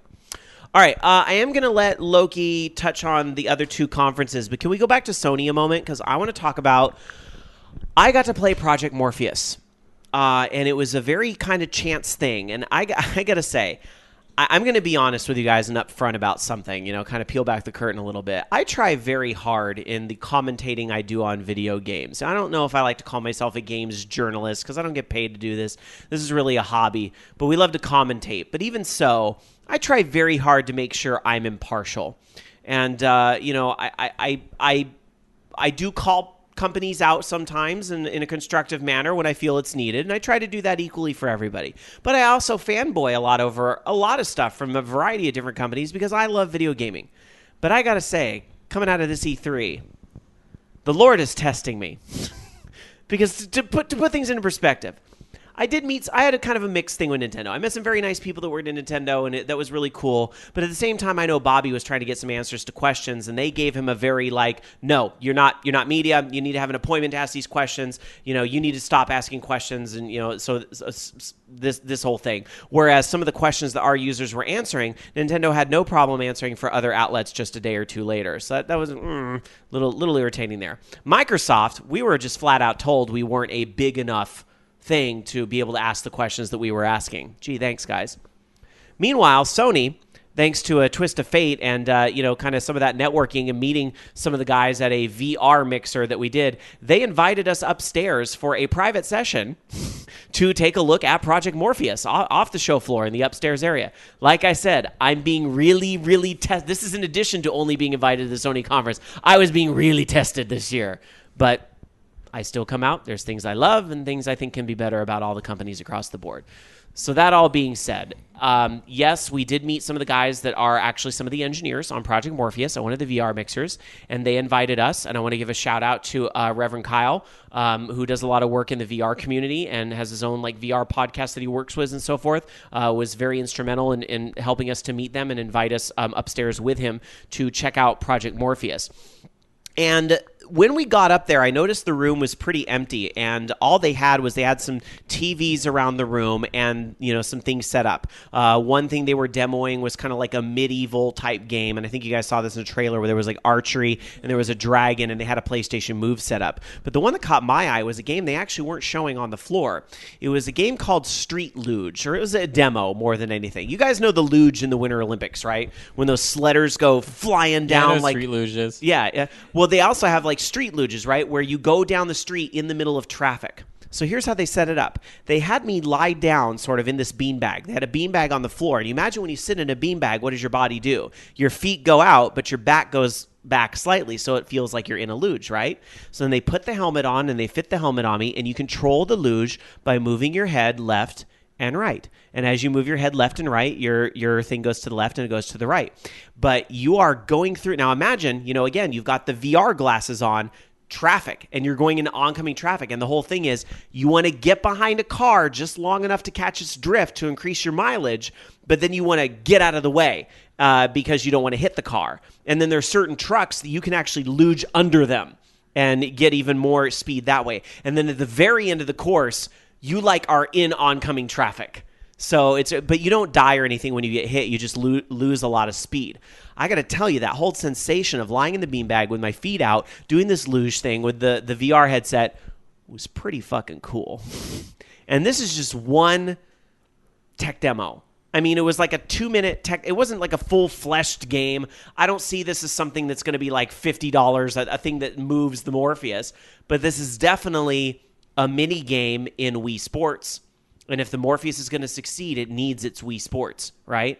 Yeah. Not exactly Wii Sports, but you know what I mean. It needs its definitive game that tells people they need a Morpheus. Watch him get an X Games license. Mm-hmm. So, the other kind of neat thing about the Morpheus, and I think a lot of people aren't really talking about this, but it's some of the behind-the-scenes things that happen, because it's not just the glasses that talk to the PlayStation camera, although that's a big part of it. That's how it knew if I was moving my head left or right? Because the glasses emit the light, and the camera sees that light, so I can see that. But what's cool is that the glasses tie into a separate box. That box has a separate GPU and a separate processing, so that it actually isn't taking all that oomph away from the PlayStation 4. Because what that means is that what's being shown on the screen on the television is what I'm seeing in glasses, just in the TV format. So other people sitting in the room see exactly what I'm seeing, just I'm seeing it in a very different, very real manner. And I got to say, that feeling of going the 100 miles an hour as you're gaining speed or whatever in the street luge was really, really cool. I mean, it was an effective freaking demo, I got to say. So yeah, I mean, I got to try Oculus too. I played a game called Eve Valkyrie with the Oculus, and that was a cool experience too. VR is coming, you guys. This is all about what is going to be that game. If Sony can find its Wii Sports, it's going to have a heck of a package here in this thing. Because, yeah, I mean, you could pass around this glasses or whatever at parties, and people can kind of take their turns doing things, and everybody can watch them do their thing, because the PlayStation 4 is going to be able to render it on the screen while this little box controls what's being rendered on the Morpheus. It's not that whole split image thing you see when you see Oculus streams. And you'll be able to stream it, because... Yes, that's a huge thing, too. You'll be able to stream it because the PlayStation 4 streams to Twitch. I don't know if the camera can shoot you and do the detection. I mean, I didn't ask that question. It probably, I don't see why it couldn't. So you'll be able to watch live streams of people on Twitch playing these VR Morpheus games and getting all into it and stuff. It's going to be interesting. But again, what is that game? These tech demos are cool and all, but tech demo, a $200, $300 accessory. I'm making those numbers up. I have nothing to go off of. I'm wondering if we'll see this next holiday, 2015. I don't know. I mean, obviously, if they're showing it at E3 now, they're getting closer and closer. And these demos these demos could be mini games in a larger collection. So that was I got to play the Street Luge thing twice. I got to kind of see the archery thing and the fighting the dragon, and the cool thing with the move where you would swing the controller around in a circle above your head, and that's the mace that you're spinning around, getting ready to attack the dummy with, really neat little things like that. But again, is that going to be a game that convinces the soccer mom to buy a $300, PlayStation 4 accessory for her family? or, gamer dad to buy one for his family, or college kid to save up the money and buy one for his dorm room. Is it going to have that game? I don't know. But I got to say, as far as the technology goes, you cannot, I'm sorry to say, you cannot judge these VR things until you've tried them. You have to try them. Whether it be Morpheus, whether it be Oculus, whether it be whatever, you got to try this for yourself. It's a really neat sensation.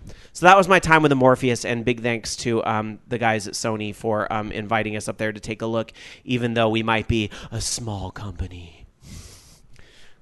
All right. Let's see. Oh, I'm going into our chat room over at live.vognetwork.com. SSJ100 Matt says, the real losers of E3 were our bank accounts and wallets. Yeah, sort of. SSJ100 Matt says, so I have to ask, Rift versus Morpheus, which parts of each did you like? Ooh, that is such a tough question. Now that we know Facebook is acquiring Oculus, I don't know if it's going to be just for games. I think games are going to be a big feature and an important feature, but I think they're going to do a lot of other stuff with it too. Whereas with the Morpheus, you have all that dedicating processing stuff for games. It is a gaming device. I don't see them doing necessarily a lot of other stuff with this. It is like PC versus console. Many households have both. There's room for both in the industry, and I kind of think that's what it boils down to. As far as the whole, how did it look?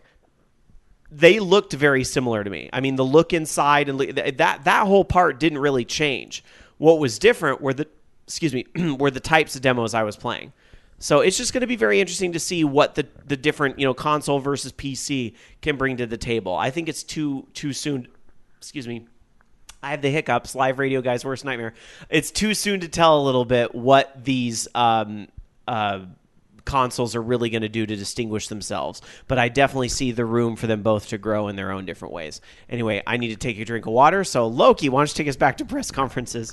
All right. So, yeah, the press conference we had next, I believe, was EA. I think they were first. Yeah, EA was first. And so they had, they showed EA Sports PGA Tour, which, like I mentioned, it's Frostbite 3, and this time, Tiger Woods being dropped from the cover, and they're going to have some fantasy courses in there as well, including one that they teased that was based off of Battlefield. So they had, this giant aircraft carrier crashing into an island, and I don't know. Whatever. Cool. And it's supposed to be, I think, PlayStation 4 and Xbox One. I'm guessing early next year. The Sims 4 coming out September 2nd, and they were showing off some of the new emotions, I guess, in the game, and you can even kill somebody with emotions, so neat, I guess. Criterion teased a new game that they didn't really have a title for yet, but it was kind of this off-road... like an off-road extreme sports type thing. They've got ATVs and jet skis and wingsuits and helicopters and stuff like that. Looked really cool. Kind of like a new, I don't know if it's going to be a Burnout game, but I'm pretty excited about anything they make. Battlefield Hardline, they showed that a little bit. That's that brand new Battlefield game that's all about, kind of bank heists and stuff, where you're going to have, the criminals and the police and the whole thing along with that, and Levolution stuff still in there. They showed off Mirror's Edge a little bit. They kind of did I don't really know. It's more of concept art and concept gameplay. They didn't really show off anything, final. They teased a little bit of Star Wars Battlefront, and did a little bit of the concept art for that. They showed concept art and stuff for Mass Effect. The next Mass Effect game. They haven't really said much about it. And then, showed off trailers for NHL 15 and FIFA 15, which look pretty nice. And those are both out in September. Now, DarkSakura, I'm sure you have some opinions on the BioWare portion of this press conference.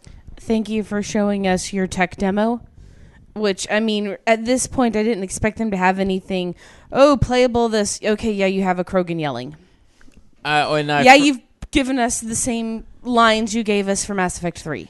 And I forgot also they had some footage of Dragon Age Inquisition. So. Oh, now that I'm excited about. So I think the reality just has to set in, though, DarkSakura, that Mass Effect is looking more and more like a spring 2016 title. Fine. They do have that other new IP they're working on, which, we knew that was happening, but we didn't know a lot about it, except that it's contemporary, apparently, is the only thing that was really slipped in there. So, yeah.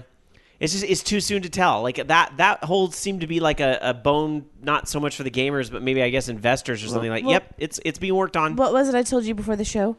Promises are lies until they happen. That's right. If wishes and musts were clusters of nuts, we'd all have a bowl of granola. Well, and there's also The Sims where I was seeing some of the stuff about moving houses around, and apparently woohoo is a skill. Okay. Interesting. It's more of the same. I'm probably going to play it once the modding community catches up and makes everything pretty, and not just that crappy weird style that all the Sims stuff does. This is the problem I have with EA and the Sims, and I guess whatever's left of Maxis, behind it. If the fan community is doing this, why don't you do that too, and make it look like apparently how the fan community wants it to? You can get really, really, really good textures if you put some effort into it. The game will run it. Try it out. I just wonder what songs are going to be ruined in Simlish. Can't wait to see that. I don't know. Some of the Simlish ones are funny. All right. Anything else on EA's conference, guys? Mirror's Edge. That's pretty much it, I think. I mean, Battlefield Hardline looks interesting. Kind of looks more exciting than what they've got for Grand Theft Auto 5's heist. Yeah. So, I don't know. Be interesting. Although I'm a little hesitant just because of all the crappy netcode that they had for Battlefield 4. It's going to be one of those wait and see things. Right. I hope they learn their lesson. Tiger Claw, the point of The Sims is not to be fucking realistic. The point of The Sims is to have them die. Well, now wait a minute, DarkSakura. Everybody plays the game differently. What if somebody wants to see a realistic representation of themselves Then in the don't game? play The Sims. I mean, you can have a job as a ghost catcher. The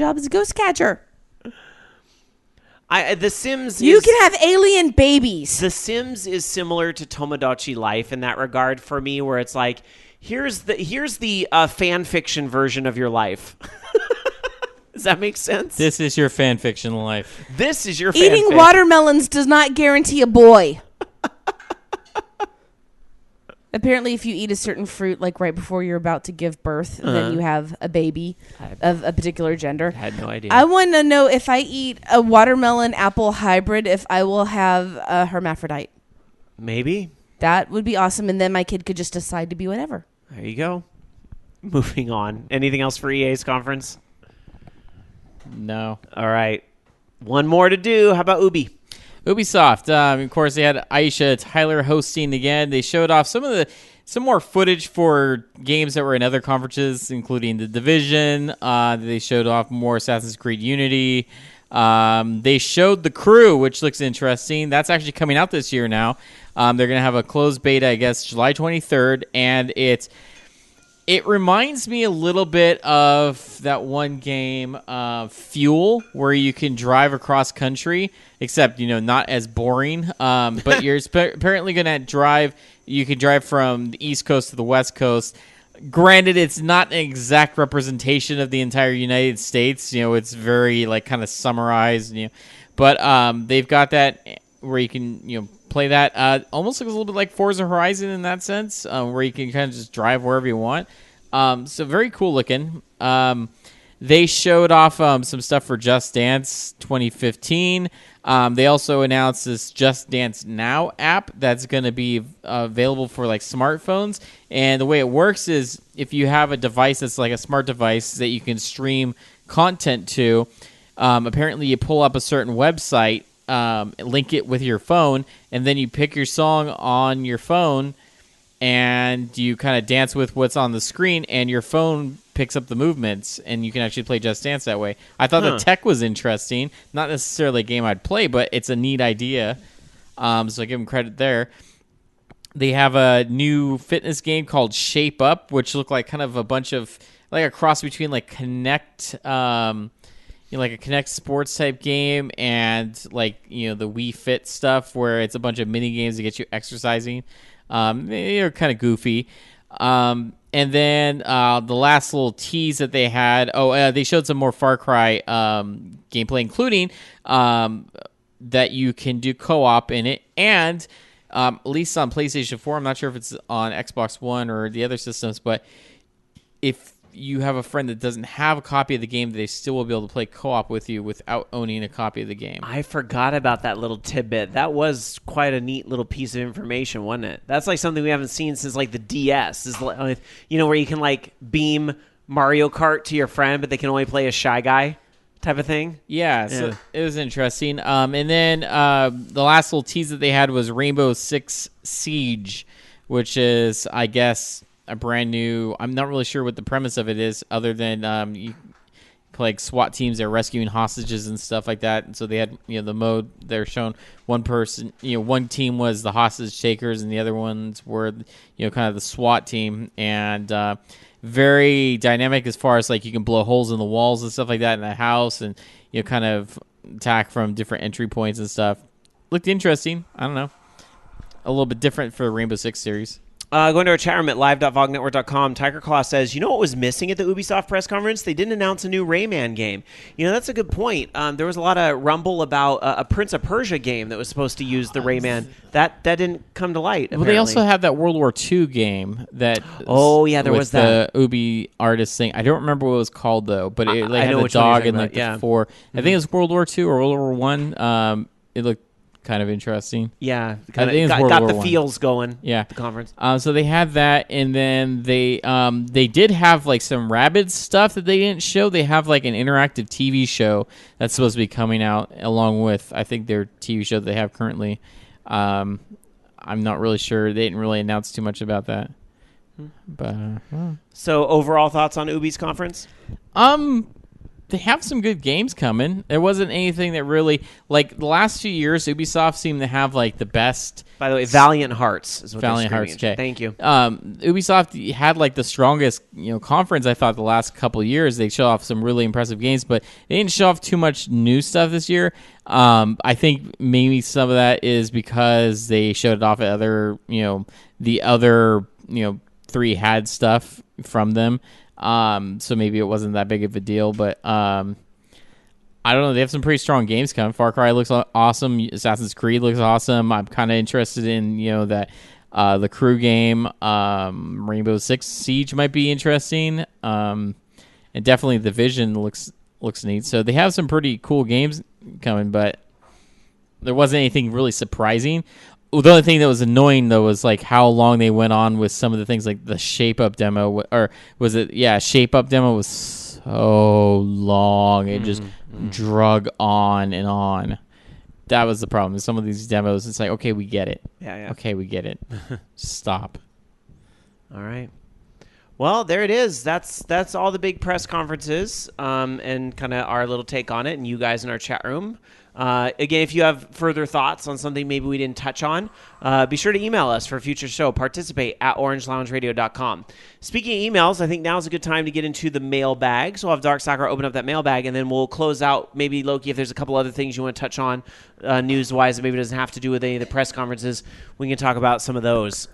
So let's get to it. And then we'll open up for some calls at 1-877-GAME-OLR or our username on Skype, orangeloungeradio. But let's have DarkSakura dive into the email bag. Every week you guys send us emails to participate at orangeloungeradio.com because you want to participate, right? Participate at orangeloungeradio.com, and DarkSakura will pick out some emails that she enjoys or that she hates and wants to call you out on air. DarkSakura, what's in the mailbag tonight? First one. There's 4 of them. What's up, Orange Lounge? What's up? I was just responding in kind. The 555 show is great. Lots of good E3 prep. Thanks much. This person really likes ellipses. This week's question is a little different and definitely silly.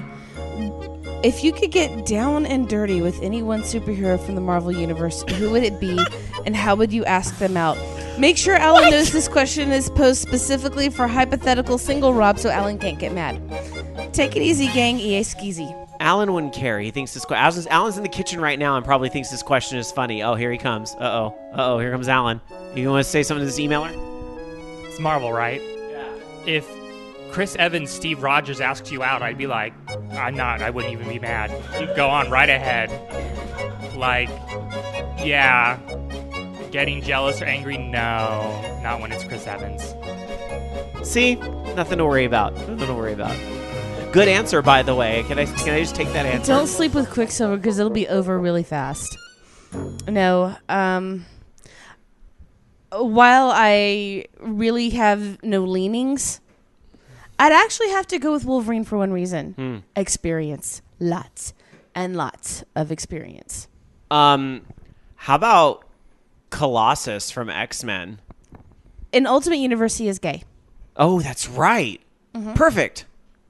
Loki? I have no idea. I don't even follow comics anymore, so like I don't fucking know who anybody is. Like I can't even think of like the movie X-Men. Is he? No, I don't watch the X-Men movies now. All right. I don't know. Any of the slutty-looking ones. I'll pick any of them. I mean, honestly, I don't even think it's... As long as it's maybe not She-Hulk, because that could be weird, but, like, you know, it doesn't really matter. And, you know, maybe not, like, Rogue, because I don't want Die, but, you know, anybody else, you know, I'm sure. I'm pretty impartial, but, you know, it doesn't matter. I do have a number 2, by the way. Huh. That would be Carol Danvers. Because, oh my God. Hot. Thank you for your question, weirdo. Next email. Yeah. Hey, OLR peeps. I hope you're all doing well, especially after all your running around at E3. I came across the VOG network after starting my new job late last year, and I've been hooked ever since. Orange Lounge Radio, the Bobby Blackwolf Show, and Horde House are, in my opinion, the best casts out there, so I thought I'd make an effort to write in and let you know how much your listeners appreciate what you do. Thank you. Yes, thanks. Anyway, the last week you were chatting about listeners around the world, so it seemed like the right time to give you a shout out from the land Titanfall forgot, South Africa.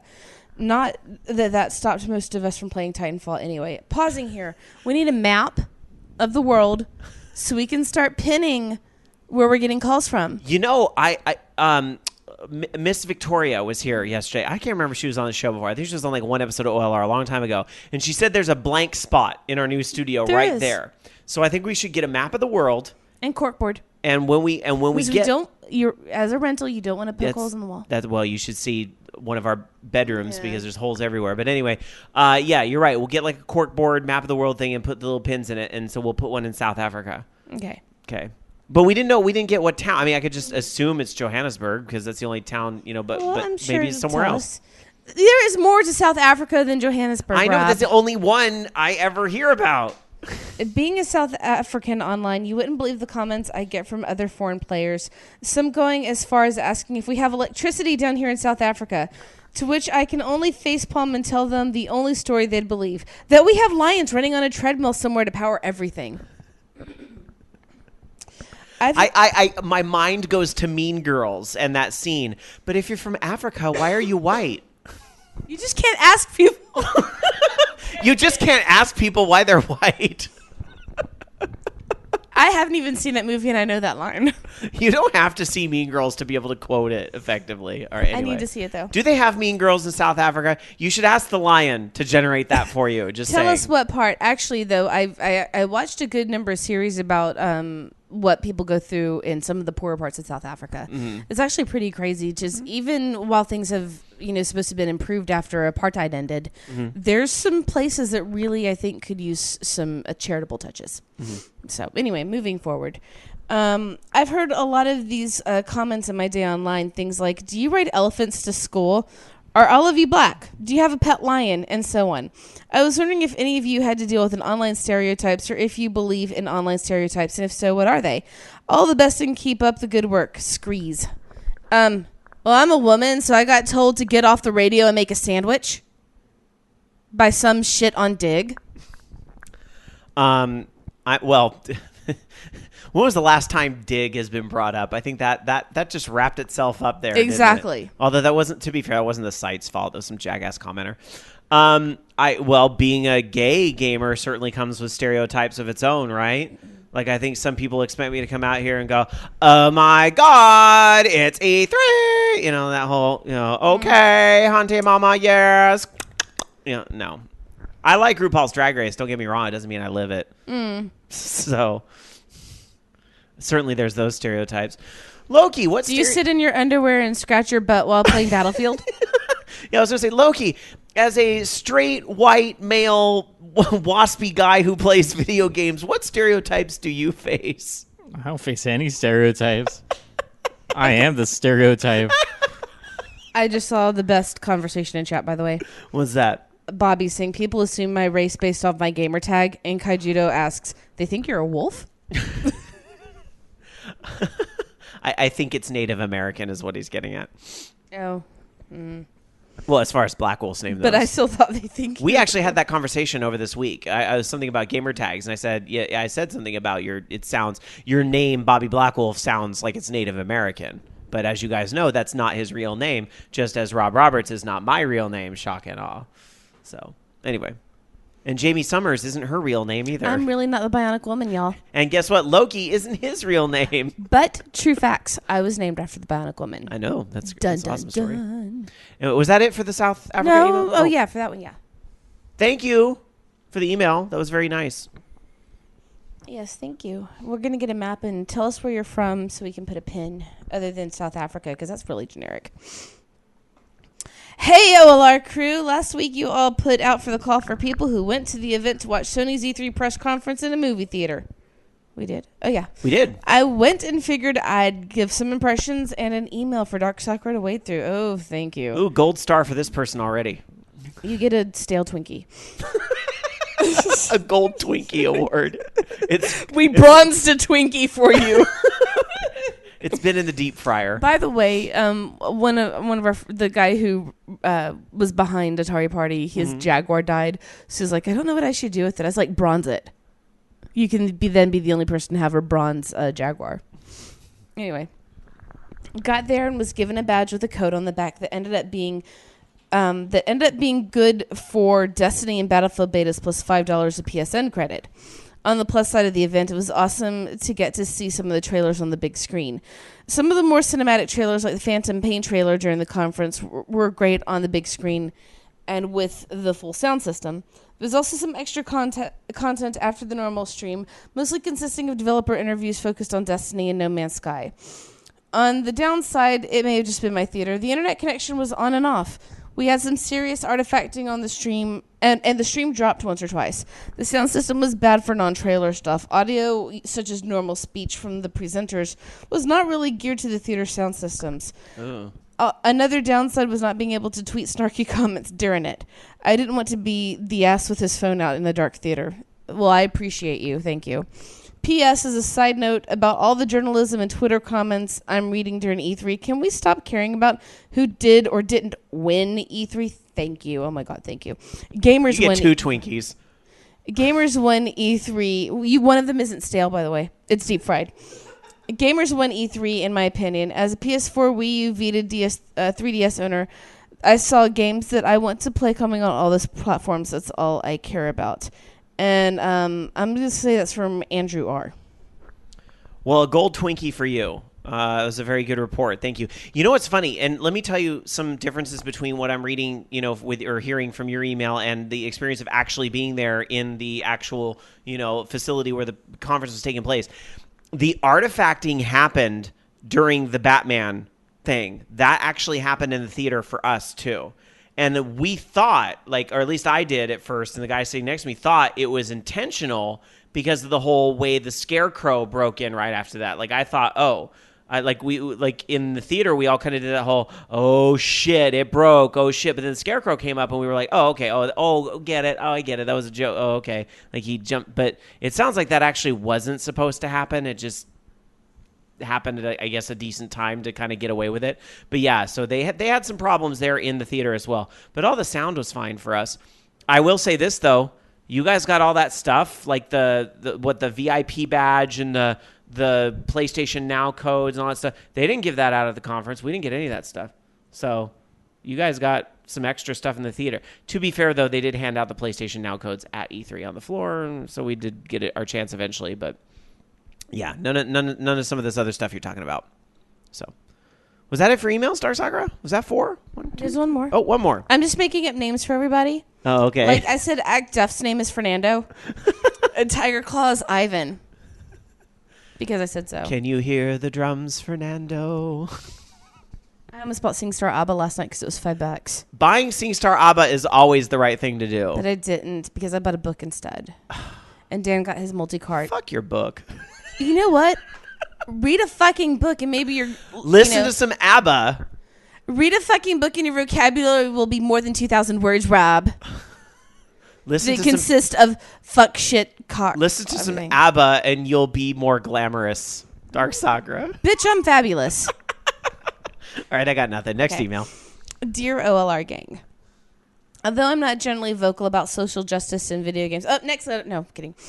I have been attempting to watch the industry with a more critical eye since these issues are being more openly discussed with campaigns such as One Reason Why or Me Quality and videos such as Tropes versus Women in Video Games. As a result, I couldn't help but notice Nintendo's strong public showing this past week at E3, not only in regards to my personal opinion of the entire event, but also in regards to the female representation, both in their games and in the human presenters, developers, and game players. As far as games go, both Super Smash Bros. And Hyrule Warriors presented a wide array of playable female characters. Splatoon prominently featured the female Inklings in their promotions, and for better or for worse, Bayonetta is a game featuring not only a powerful female protagonist, who I snarkily imagine is a woman who is so much harder to animate than any female Ubisoft refuses to put effort into animating, but also exclusively featuring a female on its box art. Also, onto the flesh and blood side of things, the Treehouse presenters appeared to be made up of a sizable number of women. There were female developers featured demoing during the Treehouse streaming and roundtables, and the Super Smash Bros. Invitational Tournament featured a nearly equal amount of female players and celebrity guests to male.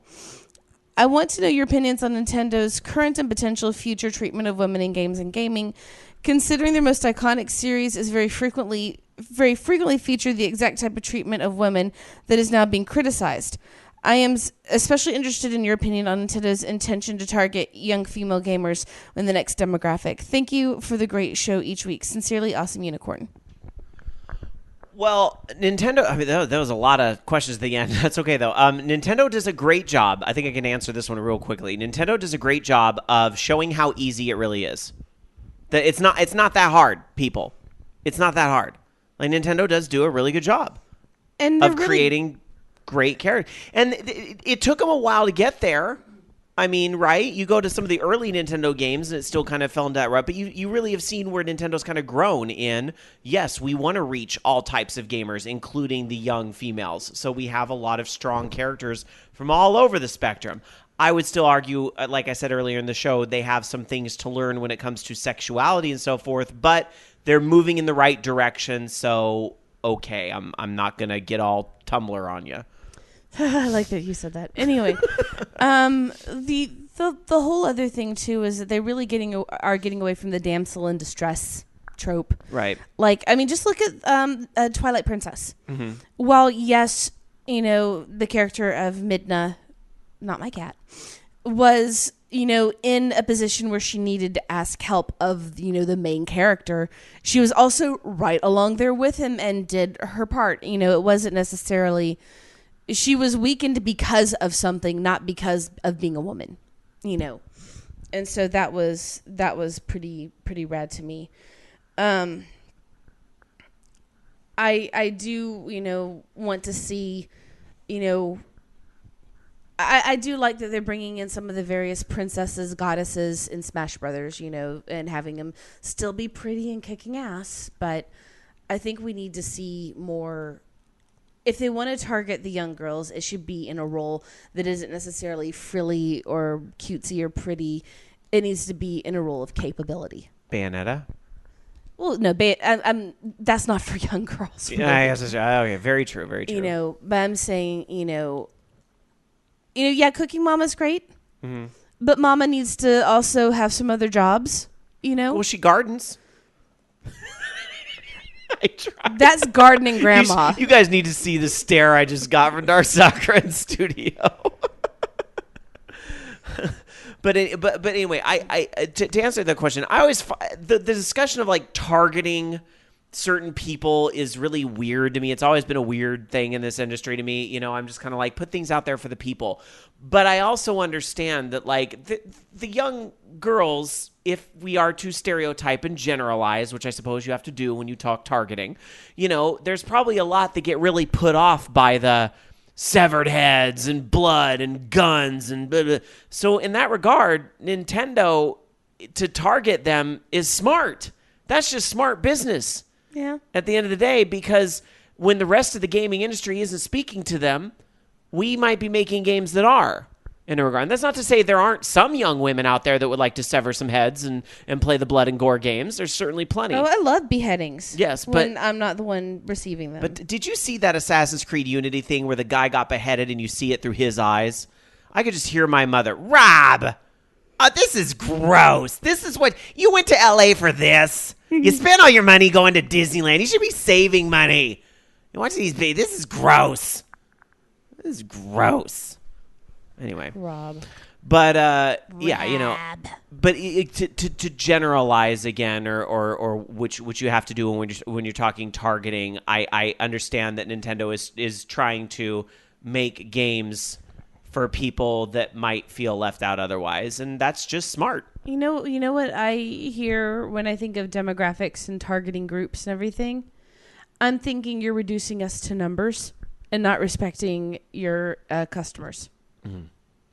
So, but you know, that's how the market works, but that's also don't get me started. That's going to be a big socio-political economic rant, so I won't go there. We're already past midnight on the East Coast, so we gotta we gotta keep it moving. Was that it for emails, though? That was it. Mailbag, or excuse me, if you want to send something to the mailbag, participate at orangeloungeradio.com is the place to send us an email. Again, that's participate at orangeloungeradio.com. Loki, any other E3 tidbits you want to touch on real quick? I'm going to pull up my notes and see if there's any other games I want to talk to you about. I don't remember if we mentioned this or not, but Devil's Third is now a Wii U exclusive. The game originally going to kind of die a slow death, and Nintendo has decided to go the route of, you know, like Bayonetta 2, where they're funding the release of it. So that's kind of cool. Let's see, what else? I guess they had a portable Steam machine or someone that was showing off a prototype of. It's actually looks like a kind of a portable device that's built into like a Steam controller, and they call it the Steam Boy. Apparently, he's going to have a quad-core CPU, 4 gigs of RAM, and 32 gigabytes of built-in storage. I'm not sure if they'd be able to run a lot of games on it, but neat, I guess. I don't know. One demo I saw at E3, an invite presentation, and I got to say this was not a game that was on my radar, but it is now. I was very impressed with the preview we had for The Witcher 3. I'm going to be honest, I haven't really played the first two games, so this is really my introduction to the series. I definitely saw a lot of Skyrim-esque elements in it. My understanding is that some of the combat in the first two games has been, you know, that it's really hard, and so for that reason it might not be accessible. I didn't get a lot of answers to those concerns, you know, in the presentation we were getting, which of course when the game makers are playing the game, of course they make combat look easy, but I will say it looked cool. But I'm going to tell you what really struck me about The Witcher 3 was that the art direction was really good.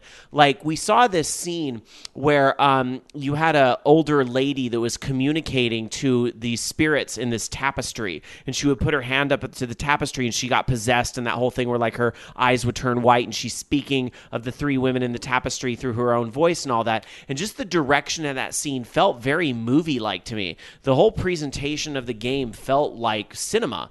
And that was really cool to watch. I hope the game is as smooth for me, who might not be as good as those type of games offhand, as it was for the person demoing it. If so, I think there could be a really great game here for the Skyrim fans, with no Fallout being announced this year either. That could be a huge thing to fill in the gap for them. Yeah, I was kind of surprised that they didn't have anything announced from Bethesda, really, aside from their free-to-play game, and then they had Doom. But Yeah. it's kind of hoping for Fallout 4. Bethesda had a couple games they were showing off that we were able to get our hands on. I did not get to play Battle Cry, but I know Bobby did. He was a little iffy on it because it was more of a first-person shooter. But here's the thing about Battle Cry. It's not Team Fortress 3, but it's Team Fortress 3. It's very heavy. It's got a lot of those types of elements in it. Bethesda would probably frown on me saying that, but I'm just saying when I'm looking at, I mean, that's not a bad thing. I love Team Fortress 2. I would love to play another game like that. I'm kind of looking at it going, this really sounds like it's kind of like just Team Fortress 3, but it looked really good. But while he was playing Battlecry, I got to go play The Evil Within. And they had that all set up with the dark room, with the headphones, and it's a scary game. If you like your scary games, and it's another one of those games where my mother will not be happy that I'm playing it because it's very gross. I was lighting things on fire, and all that. It was a trip. But yeah, if you guys like your Silent Hill and Resident Evil, this game's right up your alley. Also disappointed that there wasn't a new Silent Hill game. Oh, well, Konami's got nothing. I'm telling you, somebody's going to buy them to get those IPs. Wait.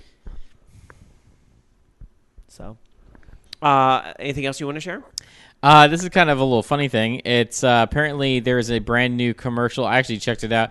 A brand new commercial starring Aaron Paul from Breaking Bad that is turning on people's Xbox Ones because in the commercial he is using the voice commands for the Xbox One, and if you happen to be watching TV near your Xbox One that has the Kinect enabled on it, it is turning your system on and maybe possibly launching Titanfall because that's what they do in the commercials. So. It's kind of annoying people. Mm-hmm. Yeah, I can imagine. Did you know the PlayStation has those voice commands too? I didn't realize that until Jason was over the other day, and I'm doing something on the PlayStation. He starts fucking with me by giving those commands. PlayStation. It comes up. I'm like, stop it. So. I don't know. I thought that was funny. Yep. And then, what was it? Mojang has released a new EULA. Regarding, I guess, monetization, basically frowning upon private Minecraft servers that charge for in-game items or XP boosts or stuff like that. Because you can do like some plugins, like for Bucket and Forge and stuff, where you have people donate money or something to your server and you give them perks, that type of thing.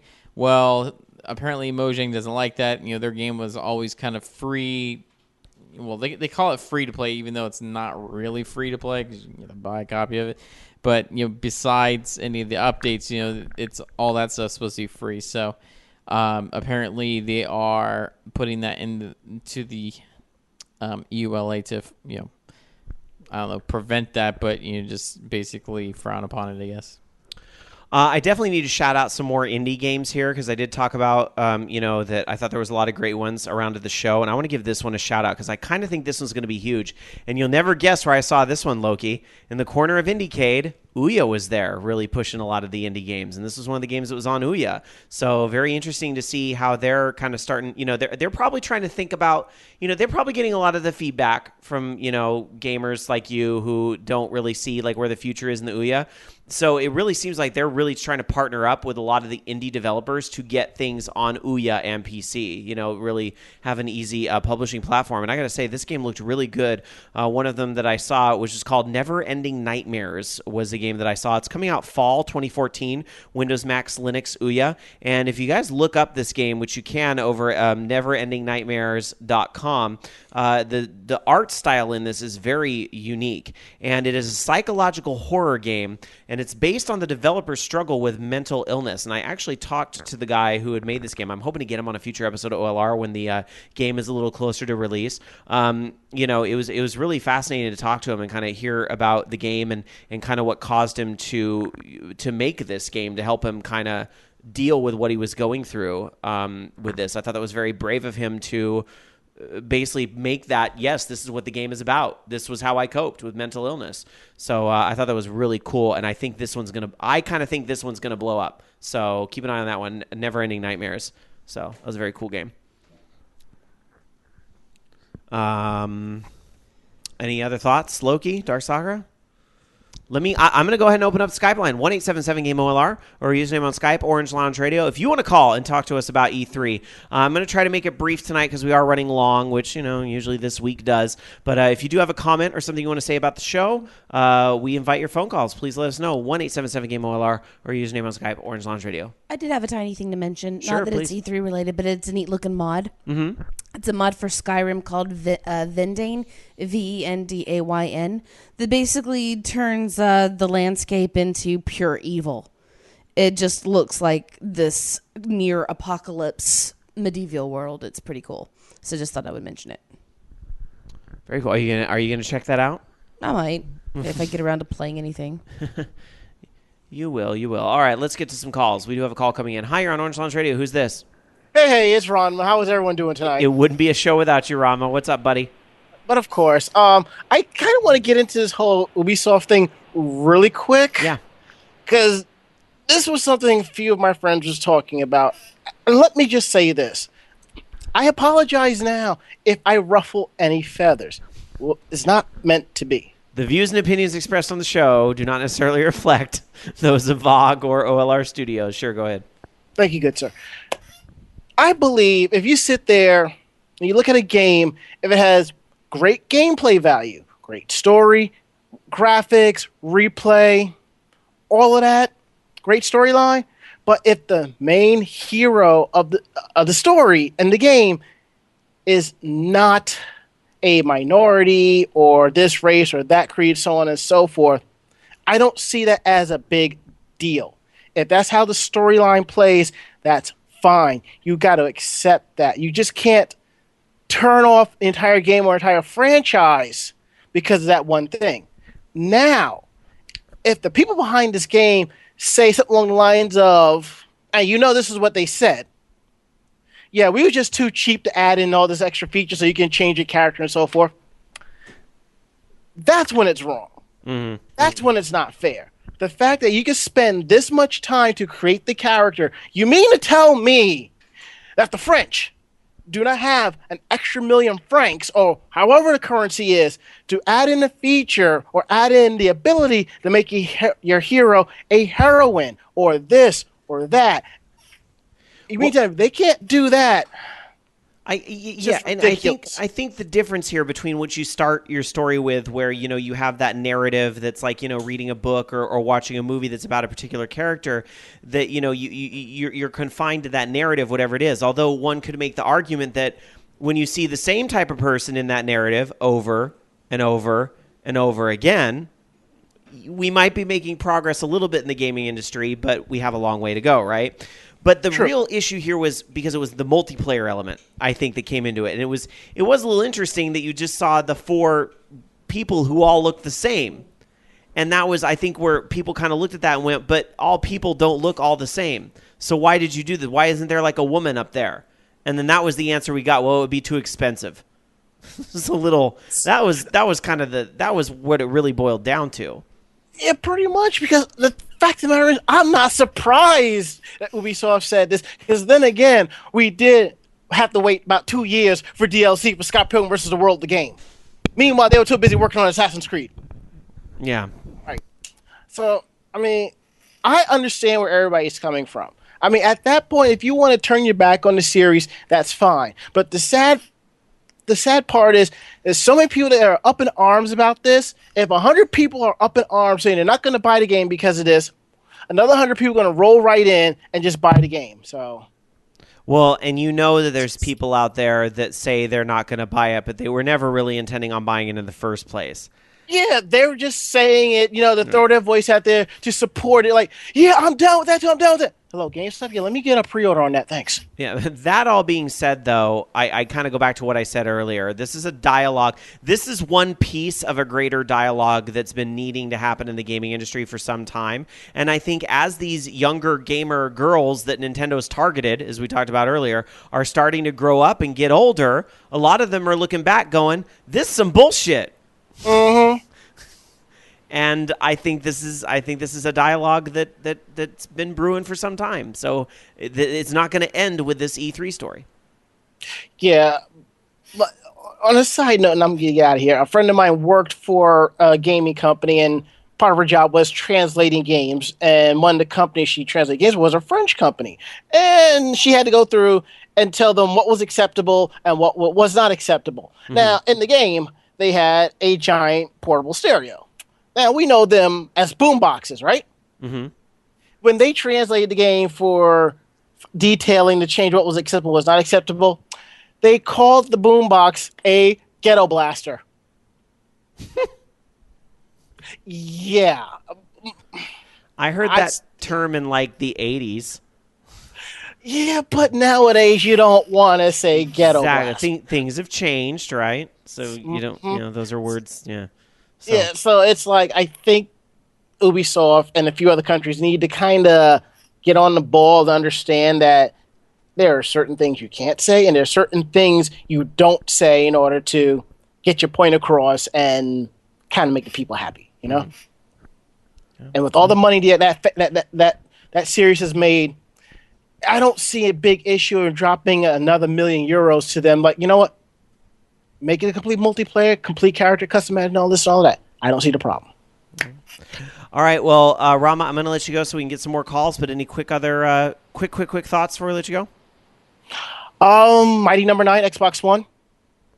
Oh, heck yeah. When's that out? Does that have a release date yet? I don't know, but that might just be worth it for me to go down and get my Xbox One, because, yeah. I think it's out on like everything, though, like PC, and it's coming out a bunch of places. It's not exclusive to Xbox One. I hope not. Yeah. All right, buddy, I'm going to let you go. Take care, buddy. All right, you too, bro. All right, 1-877-GAME-OLR, or your username on Skype is Orange Lounge Radio. Lots of people trying to get in tonight, so we'll try to get to them all. Hi, you're on Orange Lounge Radio. Who's this? Hey, what's up, guys? This is Kaijudo. Hey, Kaijudo, what's on your mind? Not much. I'm just going to... Wait, let me see if I can hear you. Say something again. Hi, Kaijudo. You're on Orange Lounge Radio. All right, there we go. Live. Okay. All right. Yeah, I'm just going to put my 2 cents into what the previous caller just mentioned. Yeah. I'm going to make this quick so you can get to new calls. Sure. I like that this is happening. This is a great time in gaming that people are finally getting their voices out there and telling these developers what they really want. I think the main problem is that I don't think minority. Well,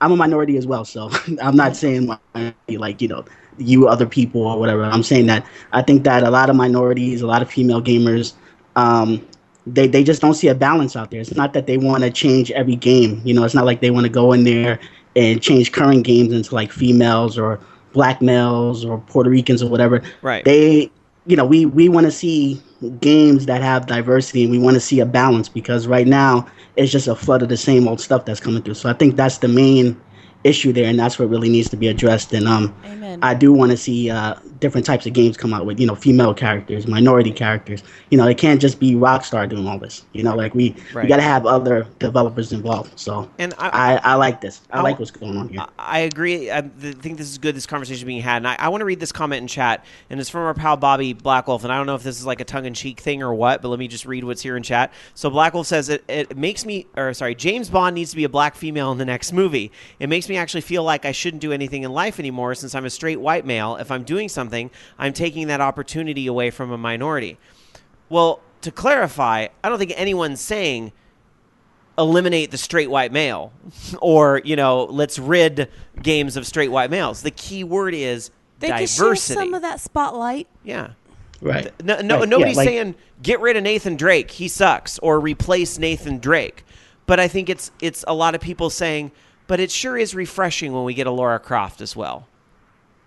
Right. Isn't there room for it's like I was just saying earlier. We don't want to change what's currently there. Like, I wouldn't I don't want to change Bond into a black woman or a Chinese woman or anything like that. It's just that we want to see variety in there. I think that the same way movies are supposed to somewhat reflect what goes on in life and society, I think games should also reflect that. And I mean, there's a lot of diverse gamers. Like I get on Xbox Live, and I'm not just talking to a straight white guy. I'm talking to a gay African guy. I'm talking to a lesbian, a Russian girl. It's like it's all different types of people out there playing. I think that games really need to reflect that. Yeah, and there was that statistic out there that it's like what was the headline? Something like there were more beheadings in the press conferences than there were women on stage, and I know you laugh, but it's kind of one of those things. It's like it's a sad reality.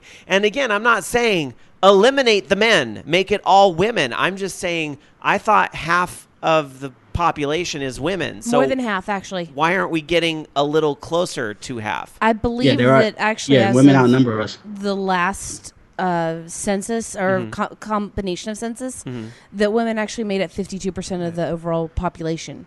And I'm not. So, guys, you're the minority. And I don't wish to say, don't wish to devalue or whatever. Like the gal that's the head of 343 Studios is a great presenter and so forth. So, it's not like they're invisible, gone, not there. But you kind of do look at it and you go, yeah, this industry does seem to go one way versus another. Correct me if I'm wrong. Yeah, we haven't. Wasn't there sorry, a woman as the lead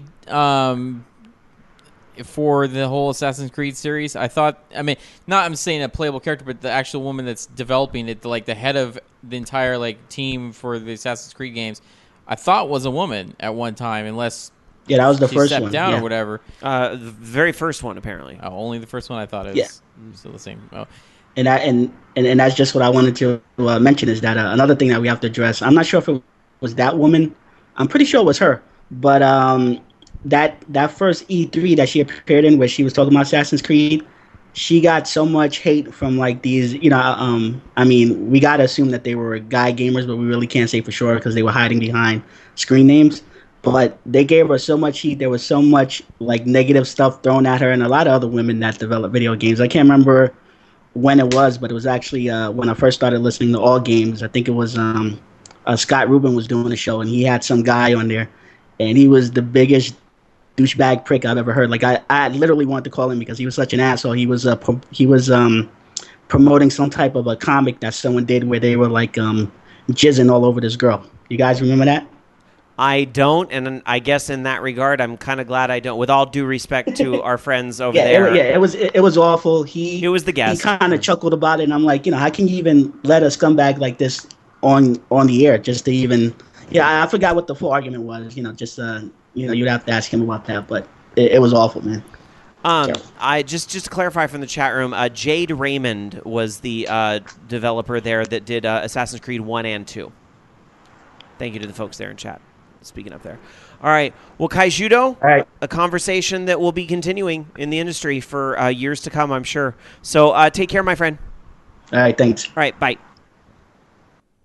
All right. 1877-GAME-OLR, or username on Skype is Orange Lounge Radio. Any other quick E3 thoughts, Loki? I'll check in with you. No.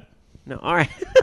Wrap this stuff up. Yeah, we'll do one other quick call and try to end things. SSG100 Matt asked in chat, did you guys meet up with Scott and try his ice cream?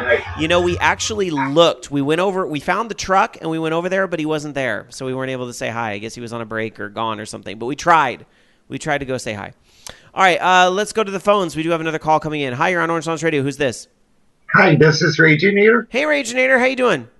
Yeah, pretty good. How about yourself? Good. I see you're trying to send video, but for whatever reason, we're not receiving, which is a bummer. But I'm sure you look fabulous, as does your kitty. Quickly, we don't have a lot of time left. What's on your mind, buddy? I know E3 is a big news topic of the week, and rightfully so. But one topic that hasn't been touched yet is the upcoming Steam sale. Is presumably starting tomorrow at roughly 10 a.m. Pacific. Because my wallet is crying out in pain that a Steam sale could possibly be incoming. But yeah, there are those rumors out there. Well, it's not really rumor because Steam pretty regularly has done these summer sales, right? Well, it was confirmed there was a foreign advertisement that had the Steam sale dates or something there. Oh boy. It's June 19th, I think. And in fact, a badge has shown up in everyone's profiles. Well, under profiles, it's called mystery badge. Oh, so interesting. Put two and two together. It's coming here. But anyway, two-part question. Okay. You kind of sort of answered, part of the question. A, are you and your wallet ready for the sale? And also, is there anything that you're kind of sort of hoping would go on sale? And if so, what is that game or games? Good question. I open it up to my lovely co-host as well. Is there something that you hope goes on sale that you would like to buy? And are you ready for a Steam sale? I have to look at my list. I'm always ready for a Steam sale. Yeah, I'd have to pull up my wish list, but I know there's some other indie games that are like on my list, ready to go. I just haven't like picked them up yet. I'm just kind of waiting for a sale, like things like Unepic and indie games. I will probably load the crap up on indie games because you know that those are the ones that tend to go like really cheap, like $2-3. I'll probably load up on some of those. I actually found that the Steam tags is a really good way to find a lot of new games. Just to kind of throw that out there. My The wish Steam list tags are won't great. load. Your wish list won't load. Apparently, I can't have it. Besides that, I've got GamerX to save my money for. I'll Yeah, it was. see if mine will. The dates were leaked by a banner for PaySafe Card. It's a website. I guess they have their electronic payment company or something. It says summer sale the 19th through the 30th of June. There we go. I want the Cat Lady. That's a thing. Yeah, it's a game called the Cat Lady. Oh. I want the Adventure Time game. And Blockland. And I want the Blood Rain game. Steam World Dig, I forgot is something I wanted. Dark Souls, I still don't have. So that is absolutely something I want. And I forgot there's some Telltale things I want too, which, by the way, got to see a sneak peek of Tales from the Borderlands and a playthrough of the first few minutes. I'm not even super into Borderlands, but that was a fun demo that they showed at the first little bit of the game there. But Wolf Among Us, I still definitely need to check out. And my MMO side wants the Secret World. All right, so, by the way, I have the Secret World. Do you? It's not bad. I bought it when it went on sale last time. Oh, nice. It was pretty good. I should start playing it again. But no, the big ones on my list is the Cat Lady, and I want the Adventure Time game. I got, what's the other big one on my list? Blockland, Unepic. The new Blood Rain game that's actually a side scroller. It looks pretty fun, actually. Nice. And Dream and Child of Light and Jazz Punk. Gotcha. All right. Well, Raginator, Yeah. I love the question. I got to let you go, though. We're way past time. I got to wrap up for the night. But Sure. good luck. You have it going. All right. Bye. Hope you make it through a Steam sale unscathed. I've got to wrap up, you guys. We are running way long tonight, but thank you very much for those that did get through. If you did not get a chance to get through tonight, please don't forget you can send your thoughts. Participate at orangeloungeradio.com. It is time to wrap up another very busy episode of Orange Lounge Radio, but hey, this is it. 2014 in gaming, you're looking at it. So despite some other little surprises here and there, we have a lot to look forward to for the rest of the year. Thank you guys very much for downloading our show and checking out the show, whether you're listening live or you're listening on the podcast feed. Thank you very much for your support. If you enjoyed the show, tell a friend or two about the show. Help us spread the word of mouth. And then maybe someday Microsoft will answer our question if we've told enough people about the show. No, they won't. They're Microsoft. Trust me. They have a Microsoft way of doing things. Even dealing with them on the retail side, it's just like... there's a vibe you get. It's hard to describe. Just saying, when you stop listening to community, that's when you get the E3 like you did last year. I'm just saying, here's the reality. My question didn't get, which when I say me, I'm speaking on behalf of independent media in general. I know we are not the only ones fighting this battle. But when I don't get my question answered, so that the guy from the LA Times can go into the presentation and then write his headline about how Nintendo is bringing the PlayStation 4 out this year. Okay, if those are the people you want to invite to talk about your games, okay. Just remember that headline, folks. They hardly ever go off script. Well, they we've tried. They went off script on that one.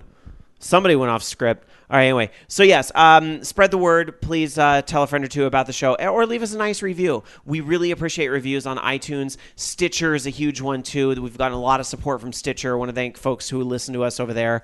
And, we've been pretty consistently top 25 show in gaming. It's really awesome. But we're honor. not telling you what to do.